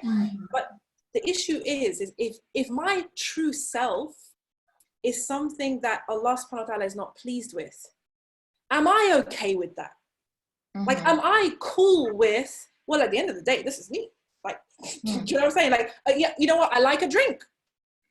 That's me being authentic. That's me being real. I like going to the club. I like man. That's me being real. That's me being authentic. That's me being true to myself, right? I don't think we would ever do that, because it's very clear at that stage that now you are upon your desires, right? You're not caring about what Allah subhanahu wa ta'ala wants from us. certainly the Yawm al-Qiyamah is a very, very distant thing, and we're not even thinking about the things we're supposed to think about, which is, you know, our end, our return to our Lord, and what we were put on this earth to do, which is to worship Allah. And I think when we strip back the layers of all of this talk and the capitalism, the materialism, the identity politics, the third culture, the personal struggles, the journeys and everything, it comes down to this. What did Allah subhanahu wa ta'ala create us for? And are we doing that to the best of our ability, hand on heart? Because that's all that matters at the end of the day. Mm-hmm. What you tell your followers, that's your business. What you tell your family, that's your business, because Allah knows. And that is the one being you will never be able to create a good caption or use the right language to try and kind of cover up what's really going on inside, is before Allah. So it goes back to that sincerity, inshallah. And may Allah make us all steadfast and strong and striving, because that's the whole point of it being a journey. It's not a resting place. It's not the end. It's a journey which should be continuing. I believe it was Ibn al-Qayyim al-Jawziyah who said, I think it was Ibn al-Qayyim al-Jawziyah, please correct me if I'm wrong, but who said that the believer is never standing still. He is either moving forward or he's moving back. So if we're not making efforts to move forward, if we're not purifying our intention, if we're not trying to increase in ibadah, increase in knowledge, purify ourselves, make tawbah, work on ourselves, we're not standing still. We may think we're stagnating, but we're not. We're actually sinking. We're actually going backwards. Yeah. So may Allah protect us and in every way and save. I have a question. Naima. Yeah. For everyone. Looking to the next generation, right? So I have a daughter. She's 9 years old. I really want us to think about, as mothers, and as influencers of the next generation, how can we raise a generation of what I would call women of substance? I want my daughter to be a woman of substance. I don't want her to be a plaything in the hands of corporations, in the hands of men, or in the hands of, the male gaze or whatever it is, right? I don't want her to be easily manipulated. And I'm thinking, my instinct is that the thing I need to pour into her the most is to help her to strengthen her relationship with Allah, because then everything else should hopefully, because I just think, when I was first introduced to hijab and when I was first introduced to even jilbab, the thing that made me accept it is seeing it in black and white, that Allah, my creator, who I consider to be the one who, gave me everything and who I loved, had told me to do this. And I know that sounds very simple, but I would credit that to my mom, that she really made me feel like, how can I disobey Allah? How could I? Why would I do that? And I really, I'm just asking what you think, about how we can create that same or even better connection with Allah in the next generation, such that all of these influences and pressures can't break through as so easily, Sheikh Fatima, I'd love to jump in on that one, because you posed a really, really good question there, right? Which is, how are we going to bring up a strong, Islamically minded but independent from NAS and society's pulls next generation of women, when what we visibly are, right, is so important to everybody else. It's become everybody else's business. And I think within that, what we haven't touched so far is the sticky question of the halal police, who can be as damaging as the haram police, right? So on the one hand, we've got those who are like, why do women jump off the hijab when they've got a brand? Because they'll get 2 million likes in 24 hours. And at some point in the back of our brain, unfortunately, that serotonin hit. We've all talked about Instagram here. I remember a very famous singer who gave a talk about Palestine. She's one of the global top 5, by the way. And then she rolled back on her statement about Palestine. And I asked her best friend why. She said she lost 1,000 followers on Facebook. This was 10 years ago. She had 3 million followers, which was huge at that time. But 1,000 was like, oh, nobody loves me anymore. So, you know, there's this double pull. There's the pull of you'll get so much more out of dunya and so much more mainstream attention. And on the other hand, there's the men who want to police us. So suddenly it's all about the externals. And I'm going to move on and let you guys jump back in with this. What do we do when no one is watching? Was what we say to our young, right? It's that story of the little boy who was told, don't eat the ice cream. And so he goes into a cupboard, you know, and he eats the ice cream. And it's like, well, no one could see me, but Allah can see you. Okay, so what would we wear when no one's watching? If Instagram doesn't exist, if these likes don't exist, who are we before Allah when no one watches? Yeah, and I think, can I I think that speaks to the inauthenticity of Instagram in and of itself, because it is just a snapshot of a highlight reel, as people say, of whatever you want to curate as an image for yourself online. And when we think about the tenets of Islam and this idea of taqwa and worshiping Allah, you know, as if you see him, but know that he, even though you cannot see him, know that he sees you, and that he's the all-hearing and the all-seeing. I think that true authenticity would be that if you did have a highlight reel, it would also reflect what your day-to-day is as well. Not necessarily, you know, in any other context, but what we're talking about here which is hijab. You know, if you wear your hijab in a certain way, then shouldn't that be reflected in your own mind? And I think that there's something to be said, and I hope this doesn't come off in any way that I don't intend. I think it's something to be said about those who do remove their hijab because of their whatever is happening within them, and then they do come on their Instagram and say, I've removed it, right? Because there's been so many times when people explain that they're taking it off screen and then they're putting it on screen, right? So I would rather know that this is what's happening with you, although the effect of the removal and some of the excuses that people give or the reasons that people give it can be very damaging, right? So we've already talked about the responsibility of that, but there is something to be said about that authenticity, because you know, off screen, if I was wearing, you know, something completely different than what I'm wearing on screen, it wouldn't be authentic to myself and probably give me some kind of, you know, anxiety about that or whatever. But also it's not authentic in front of Allah. You know, Allah is the one that knows what you do on and off screen as well. Can I just step in there, because I've heard this argument a lot. Okay, like I actually saw a brother online bullying a sister who in private or in normal life doesn't wear hijab, but on television she does. Okay, she wears hijab on television. She's a journalist, or she did wear hijab, and because he knows her privately from work, and she doesn't normally wear hijab, he was literally saying to her, you know, you're inauthentic, right?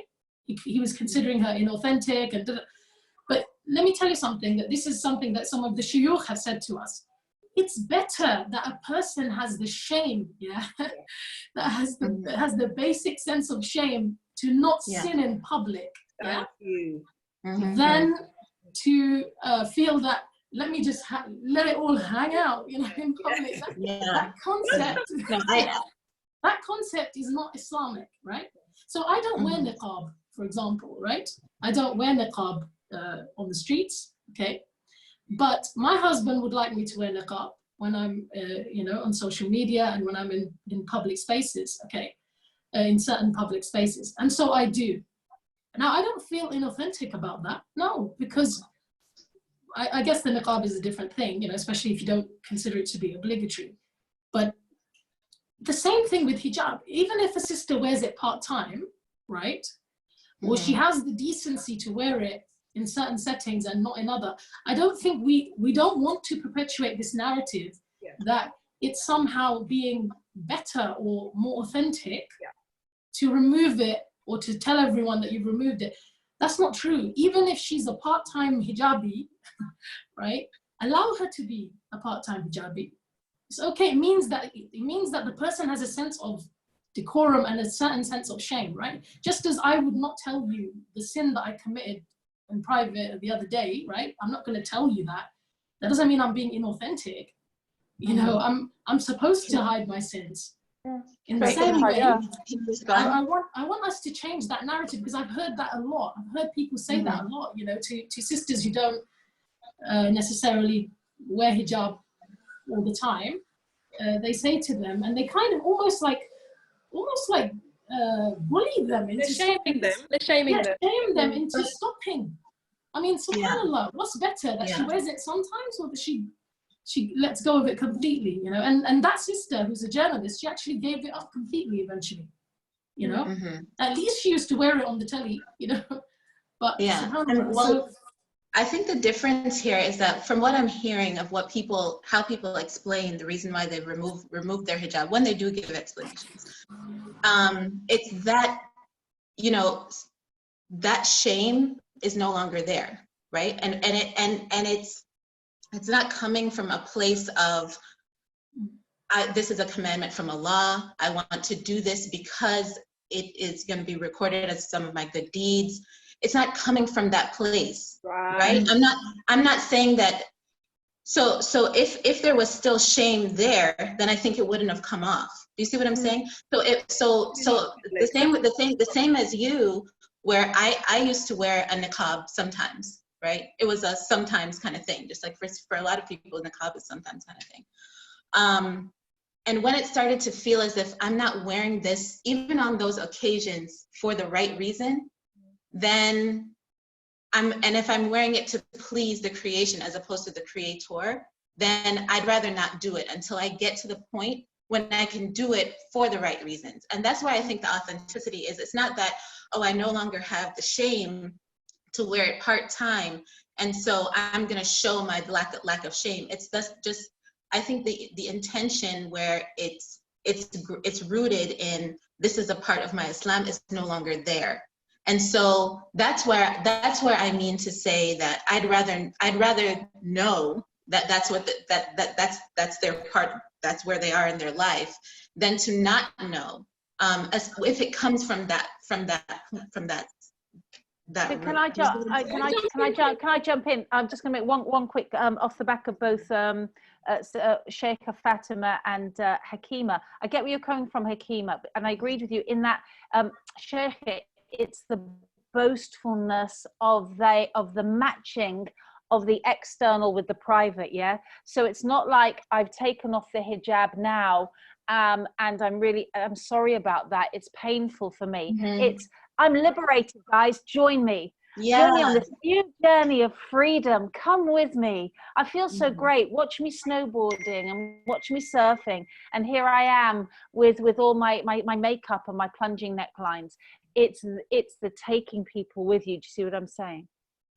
I think that's danger. Yeah, I agree with you. And I think as well, this speaks to what Hakeem was saying, and I guess the tension between what you're looking for, which is the authenticity, and what Sister Fatima is saying about have some shame about yourself, like you're doing wrong, like why are you doing it in public, you're supposed to cover your sins.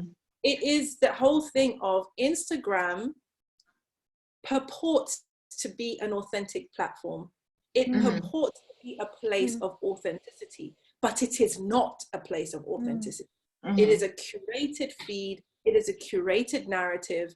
And so even that, but I want them to be authentic with me, but they're not being authentic anyway. None of us are. You know what I'm saying? Like, we are playing the rules of the platform. We're playing by the rules of the platform. So in a way, I feel like, I think we drank the Kool-Aid, guys. That's what I think. I think we have drunk the Kool-Aid. And I'm saying this, you guys know I'm on the social media. I've been on Instagram since the beginning. But I have to say, we have drunk the Kool-Aid, because we've bought into the narrative, we've bought into the platform, we've invested in these platforms, we've built businesses on these platforms, we've built brands, reputations, we've done, inshallah, a lot of good on these platforms, but the platform itself is problematic. That's the thing. And it's like fashion, like what you said, sis, about the fashion industry. Yes, there would be some people who are able to create a business, create a brand, create something. Maybe the clothing, mashallah, it's ethical, it's wholesome and everything, but the platform that is toxic. Like the actual foundation of the industry is problematic. And can we boycott Instagram? Is that possible? Because I know that we all kind of at different points in time go on Instagram fast because it's just essential. But do we actually feel that as a community we can boycott Instagram? No, no one is saying that. No, no one is saying that. No, I'm not saying. I'm saying that. Can we, like, as a liberation, as a form of liberation? Can we? Because so many of us. How many of us here go on Instagram fast? So many of us, because it does affect our mental health and our balance and our grounding. So can we not?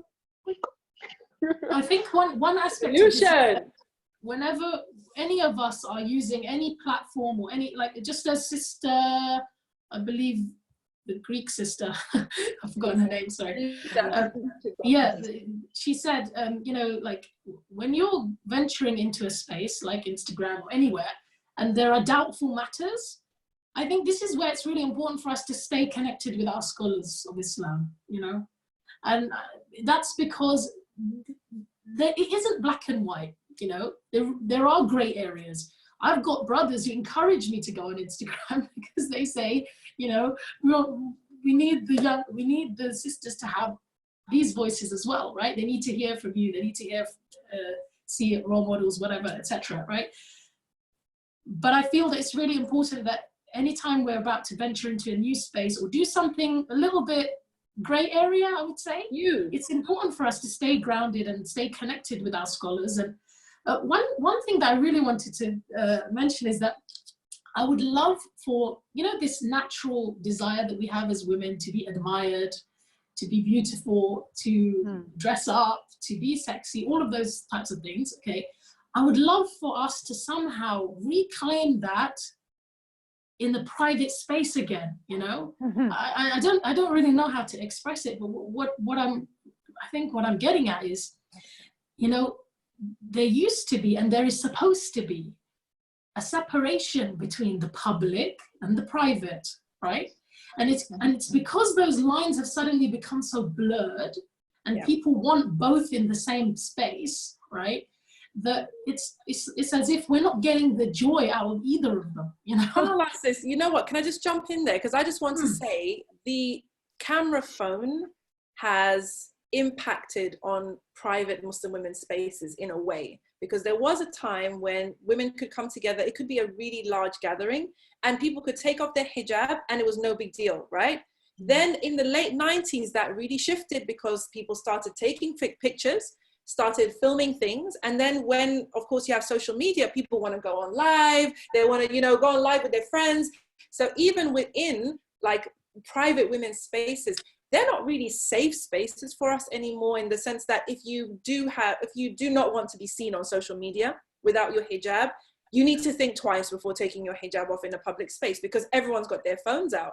And you know, it just reminded me of that, because it is something that is it's kind of like dying out. But somebody mentioned in the chat, actually, mashallah, about reclaiming those women's gatherings where we are able to be away from the male gaze, free and happy and enjoying ourselves and just like living our best life without the need to perform for an audience, without the need to show, look what a good time I'm having, you know what I'm saying? Without the need for it to be something that you upload to the gram. I don't know whether you guys you know, feel that. And that's exactly what I was speaking of when I mentioned the fact that I stopped doing DC Fashion Week, because that space was just becoming so kind of corrupted by other people's values that I couldn't really have my own authentic experience there. So I had to kind of just say, even if there's just one event that is for Muslim women by Muslim women, then that's where I will be. And unfortunately, even, I don't know how it happens over in the UK, but sometimes even here in America, when they have an all women event, they'll have a male some kind of service provider. He'll be the one that's like security, opening the door, or like, I don't know, just like making sure of something in that space. And I'm like, why can't Muslim women also be the ones that's serving the food, that's making the food, that's doing the hosting, that's doing the whatever, the DJing or whatever, if you have the music at the event or whatever, you know, like can it be just fully all Muslim women so that we can take off our hijabs and there's no phone, and we can do our fashion shows, we can do our businesses, we can do our vending and do all of that and get that energy out. Yes, I think we definitely need that, and that's very rare and far in between. Yeah, because we don't want to portray this subject as being like, you know, there's the hijabis, the austere kind of way of being a woman, and then there's like the women who are having the fun. It's not like that. You know, it's never been like that. I think I feel like we've forgotten who we are and how we used to have fun, you know, and the halal way to do it, and the fact that Allah doesn't forbid us from those fun and halal things, right? I think it's really important for us to highlight that, because when we talk about fashion, sometimes we talk about it as a bad word now, but actually fashion is fine as long as it's in the right space, right? You know, the whole problem is that it's not being done in the right space. Yeah. Not that fashion, makeup, and all these things are evils in and of themselves. It's the way they're being used. So, yeah. I mean, like personally, I was really happy when those shops started opening up with the jilbabs and the hijabs because I used to sew my own. You know, that was a drag. You know, I used to sit with my mom and we used to sew jilbabs and hijabs, and So there was an aspect of the so-called modest fashion industry that was a blessing, right? And I don't want us to kind of forget that, you know. I was so happy that there were different colors and different kind of shapes and sizes available, you know, and as a Muslim, you could just go and buy it rather than having to sit there sewing it yourself. But I think, as with everything, there's a balance, and then it's very easy for something that is pure and good to then be manipulated, taken advantage of, and tip in the wrong direction. So yeah, I think that's what we're all kind of struggling with, I guess. Mashallah, I love that, Sheikha, and I just want to add, if I can, that what we seem to be coming to here is a kind of a mutuality and agreement that hijab can be easier for everyone if there are zones. If we go back to this idea of zoning, the private and the public, the spaces where we get, I mean, anybody who's had teenage daughters, and we were talking, Sister Fatima, about raising, you know, strong, independent young women close to Allah Ta'ala, is making sure that they have, you know, maybe a Saturday night where the girlies can do their dressing up stuff, that we allow them the space to do that isn't in the public. You say you've got your public face on your Instagram and it's work and it's professional and it's clean and plain, and then there's this beautiful space where you get to do all of that stuff, but don't try and mix the both. What do we think, guys? Beautiful. Yeah. I love that. And another thing that jumped into my head thinking this is I really think that we should create, you know, we have so many skills in the community, mashallah. And I know that I feel like we should create like some kind of training program for young Muslim girls, not the usual stuff that they have in madrasa, but things like what Sister Fatima mentioned about the beauty myth. Because how many teenagers in the world have read Naomi Wolf? Very few. Yeah. How many would actually be able to, you know, to kind of to even think that they, like I said, there's more at play here than just what you see. You know, a lot of young people, they think that, you know, they're living according to how they want, but there's so much programming happening all the time. So things like how to, you know, part of that series could be obviously, you know, your own relationship with Allah subhanahu wa ta'ala, which is the foundational thing, the foundation, your own spiritual practice, you know, how to develop yourself for yourself, having goals, you know, making sure that you have leisure time and what that can look like, you know, how to plan a halal party or whatever, but also waking them up to start thinking more critically about the world that we live in. We should do it. Absolutely. We should do it. We're doing it. We're making a public commitment here, sis. Yes, and I really like your idea of the group Instagram fast. And I think that with our combined audiences, I'm sure that we could, and it's not even for me, it's not even about like numbers per se. It's about that one sister who's never thought of doing a thing like that before and does it and finds that she feels so much better after having been off whatever, Instagram specifically, for a week or a month. And she decides she's going to make that a part of her, like just a part of her routine. I'm going to take time off. I'm going to unplug. You know, like things like phones. So we're going off topic a little bit. We need to wrap up. But, you know, we don't talk about how, and in fact, no, Sister Fatima was talking about this on her live today, where she was saying how even within Muslim homes, you have people at the dinner table on their phones. You have people sitting together in the living room, and everyone has got their own phone and everyone is on their phone. So things like that are impacting our households. But because we think it's not a Muslim issue, we don't talk about it. But these are things that are within our control to change. You know, the age at which we give our children the screen in the first place, right? You know, the age at which we buy our children these smartphones, you know, that I'm seeing everywhere. And then our own use of the social media and technology, which might be an issue for another event. But to wrap up, everyone, inshallah, let me see in terms of questions. Somebody asked this question, and I think it's worth getting an answer maybe from each of the panelists. And that is, you know, to what extent does wearing the hijab make you an ambassador of the deen? And if you feel that maybe you are not ready to be an ambassador, should you maybe not wear it? What do you think?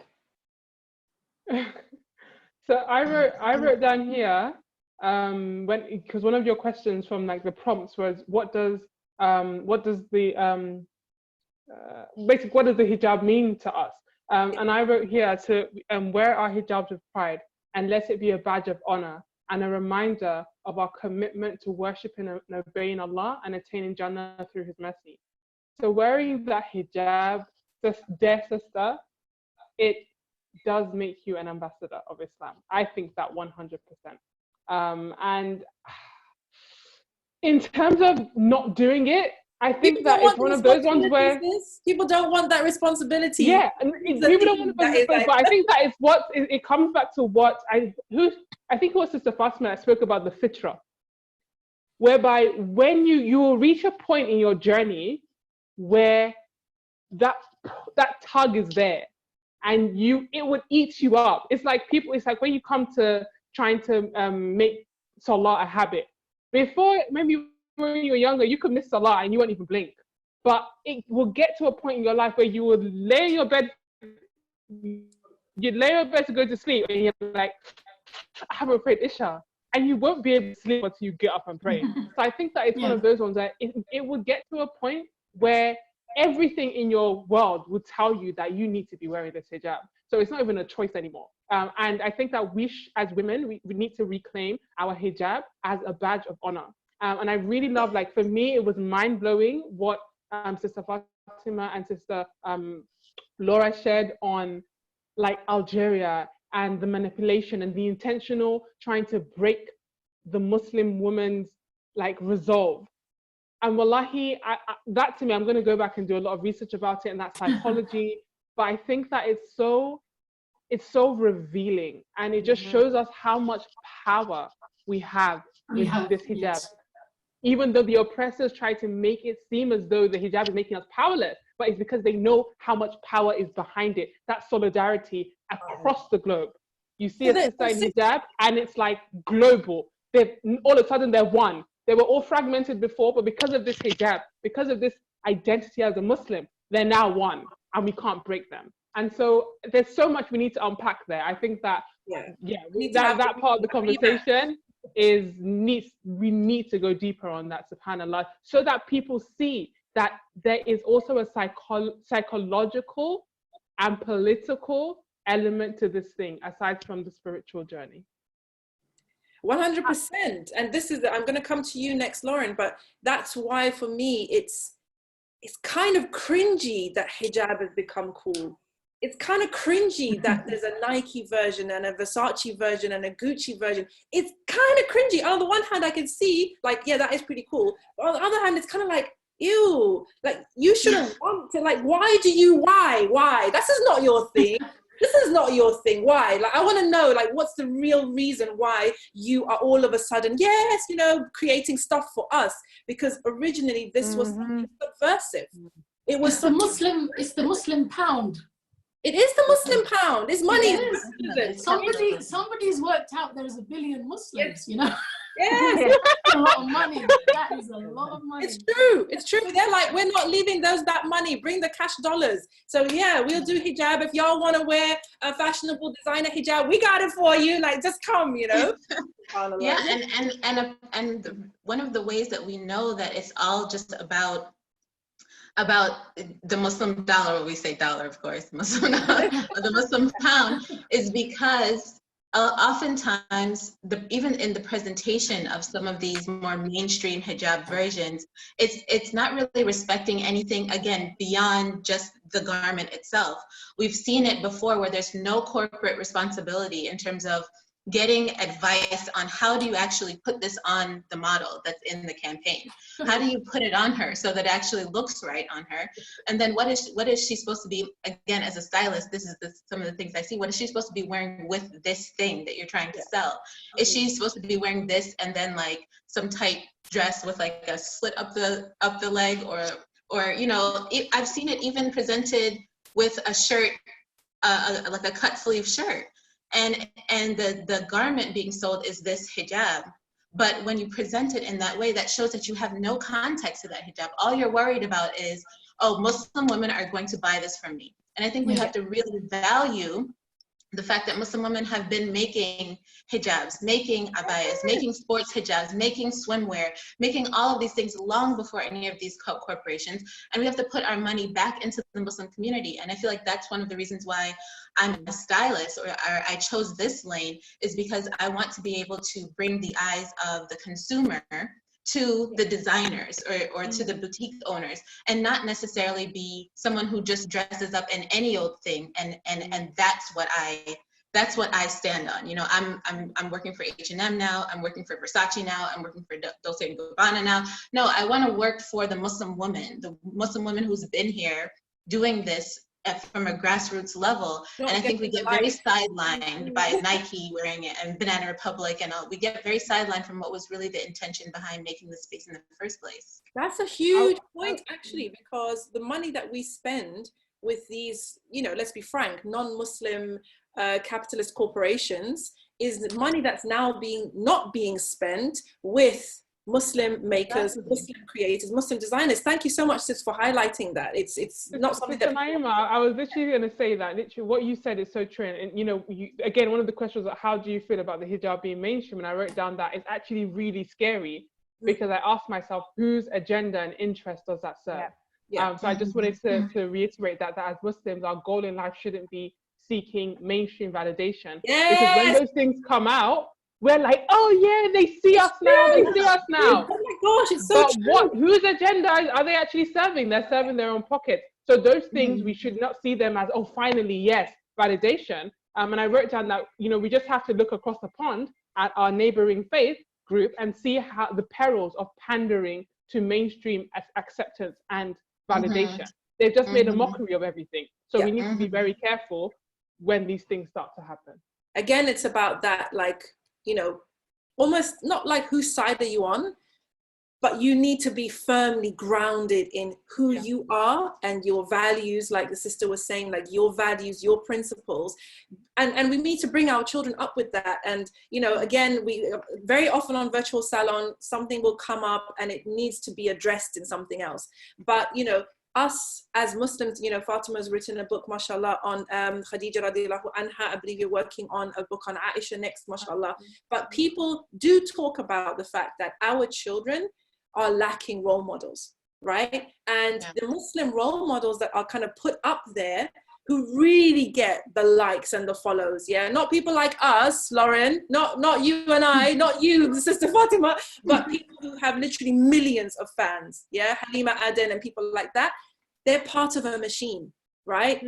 but the machine again is problematic, right? So us actively producing content, producing events, producing, you know, the stuff that we need to nourish our children with, and supporting each other in that, it should be a part of our goals as Muslim families, to make sure we are feeding our children what they really need, and not leaving them, like you said, one of the sisters said, you know, just in there, you know, just to the wolves out there, for the popular culture to shape their worldview, for the popular culture icons to be the ones that they look to, the ones whose validation they're looking for, whose approval they want.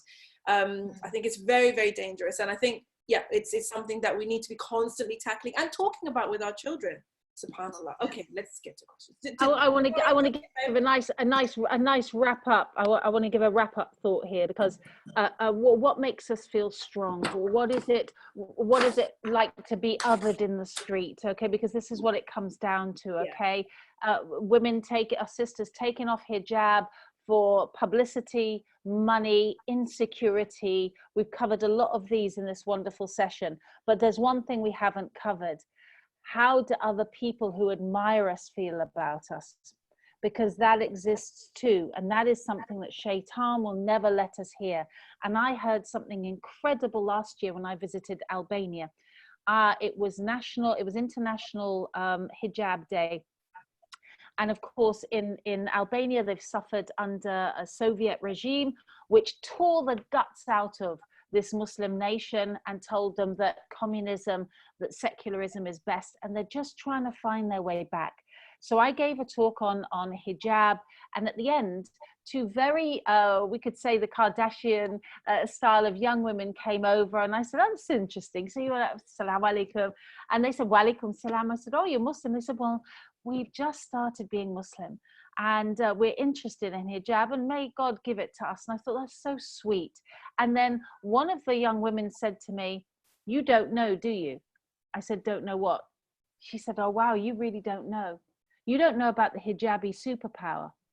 I said, go on, tell me. She said, when we see you, any of you walking in the street and we're not wearing it, it's like you have a white light around you. It's like you have all this power around you and it shakes us. Allahu Akbar. She said this to me. I have a recording of it. She said, you look like you're gliding, like you're so confident and protected, and makes us feel vulnerable and angry. Whoa. So we have a hijabi superpower. Never underestimate this gift. Never underestimate that there are women out there dying to be inside this. And so we mustn't adopt that idea of getting rid of this, because it's a grace from Allah Ta'ala. SubhanAllah. Jazakallah khairan. And I think on that note, we will wrap up, inshallah. May Allah reward all of you for, you know, your openness, your honesty, and your amazing shares. May Allah strengthen us and make us even better versions of ourselves every week, every month, every year. And may we be reunited again upon khair. If not in this life, then in Jannatul Firdaus. I just want to thank the panelists and thank all you amazing attendees, both here and on Facebook and, you know, on the replay. And just thank you for supporting this. The virtual salon is here for you. It is your space. And I hope to see you at the next one, inshallah, where we will be sharing the secrets of successful Muslim wives. So, sisters, remember, listen back to this. The replay will be sent to your email address. Listen back to it once, twice, 3 times. Get a voice note of those bangers that some of the sisters did. Listen to them again. Listen to them when you feel weak. Play them for your daughters. Send them to your sisters. Like, this is a way for us to strengthen ourselves, because for sure, like any other act of worship, we will be tested with this hijab like anything else. So let's remain sincere and steadfast and return to Allah subhanahu wa ta'ala in a state of striving. Zahra, did you want to say something? I wanted to say something. I don't think we touched on it, but I thought it was really important to just highlight that. Please, sisters, please, I'm begging you for the sake of Allah, let's stop the judgment. Let us stop the judgment. around hijab. And I think that we really need to come with love for our sisters, because everyone is on a unique journey and it's not as easy for people as others. You have your struggles as well. Yeah. And we should not. The same way you don't know if someone's praying or fasting or, you know, whatever it is, why then do you feel that because of this one thing, you can then, you know, pass judgment on people so harshly? No love at all. You know, I saw a comment come up that we should tell the brothers, let us protect ourselves and protect our sisterhood and stand in solidarity with each other and support sisters, whether they're in hijab or not, whatever the length of the hijab, and not judge ourselves based on that. I just really wanted to highlight that, because that's a big, I would say, pandemic amongst the sisters, and an additional dividing force, even for sisters who cover. So please, let's come from a place of love and true concern for our sisters, for truly, sincerely wanting them to attain Jannah. That's it. That should be, if you come from that place, if you're speaking to a sister, you're advising her because you cry because you want her to be in Jannah, it will come across. We will know when that is sincere, and it will touch that sister and have the intended change, not just to be shaming and bashing on social media. So I just wanted to really highlight that, because I don't know whether we re-emphasize that during the session. I 100% co-sign that as well. And I think even the whole issue of social media is something we need another conversation about, just in terms of its nature and how we can manage ourselves on social media and manage our relationship with it. But, you know, as I said, Jazakumullahu khairan, all of you, for coming, for supporting this. You know, we have a virtual salon session every week. Only once a month. It's for sisters only. And some of you, everyone in this Zoom room, you are all patrons. I appreciate you. You help us to be able to continue to do this work. And there will be a very, very special way for you all to attend these and get VIP sessions every month, inshallah. But you'll see that in your inbox. But for now, please do make dua for all these amazing panelists. Allow us to continue doing this work. Ya Rab. Ya Rab, make us sincere servants. Bring us together upon khair for your sake, Ya Rab. And bless us all with basira and steadfastness until the end, Ya Rabbal Alameen. Ameen. Subhanak Allahumma Rabbana wa bihamdik. Ashhadu an la ilaha illa ant. Wa astaghfiruka wa natubu ilayk. Wassalamu alaikum wa rahmatullahi wa barakatuh. Assalamu alaikum.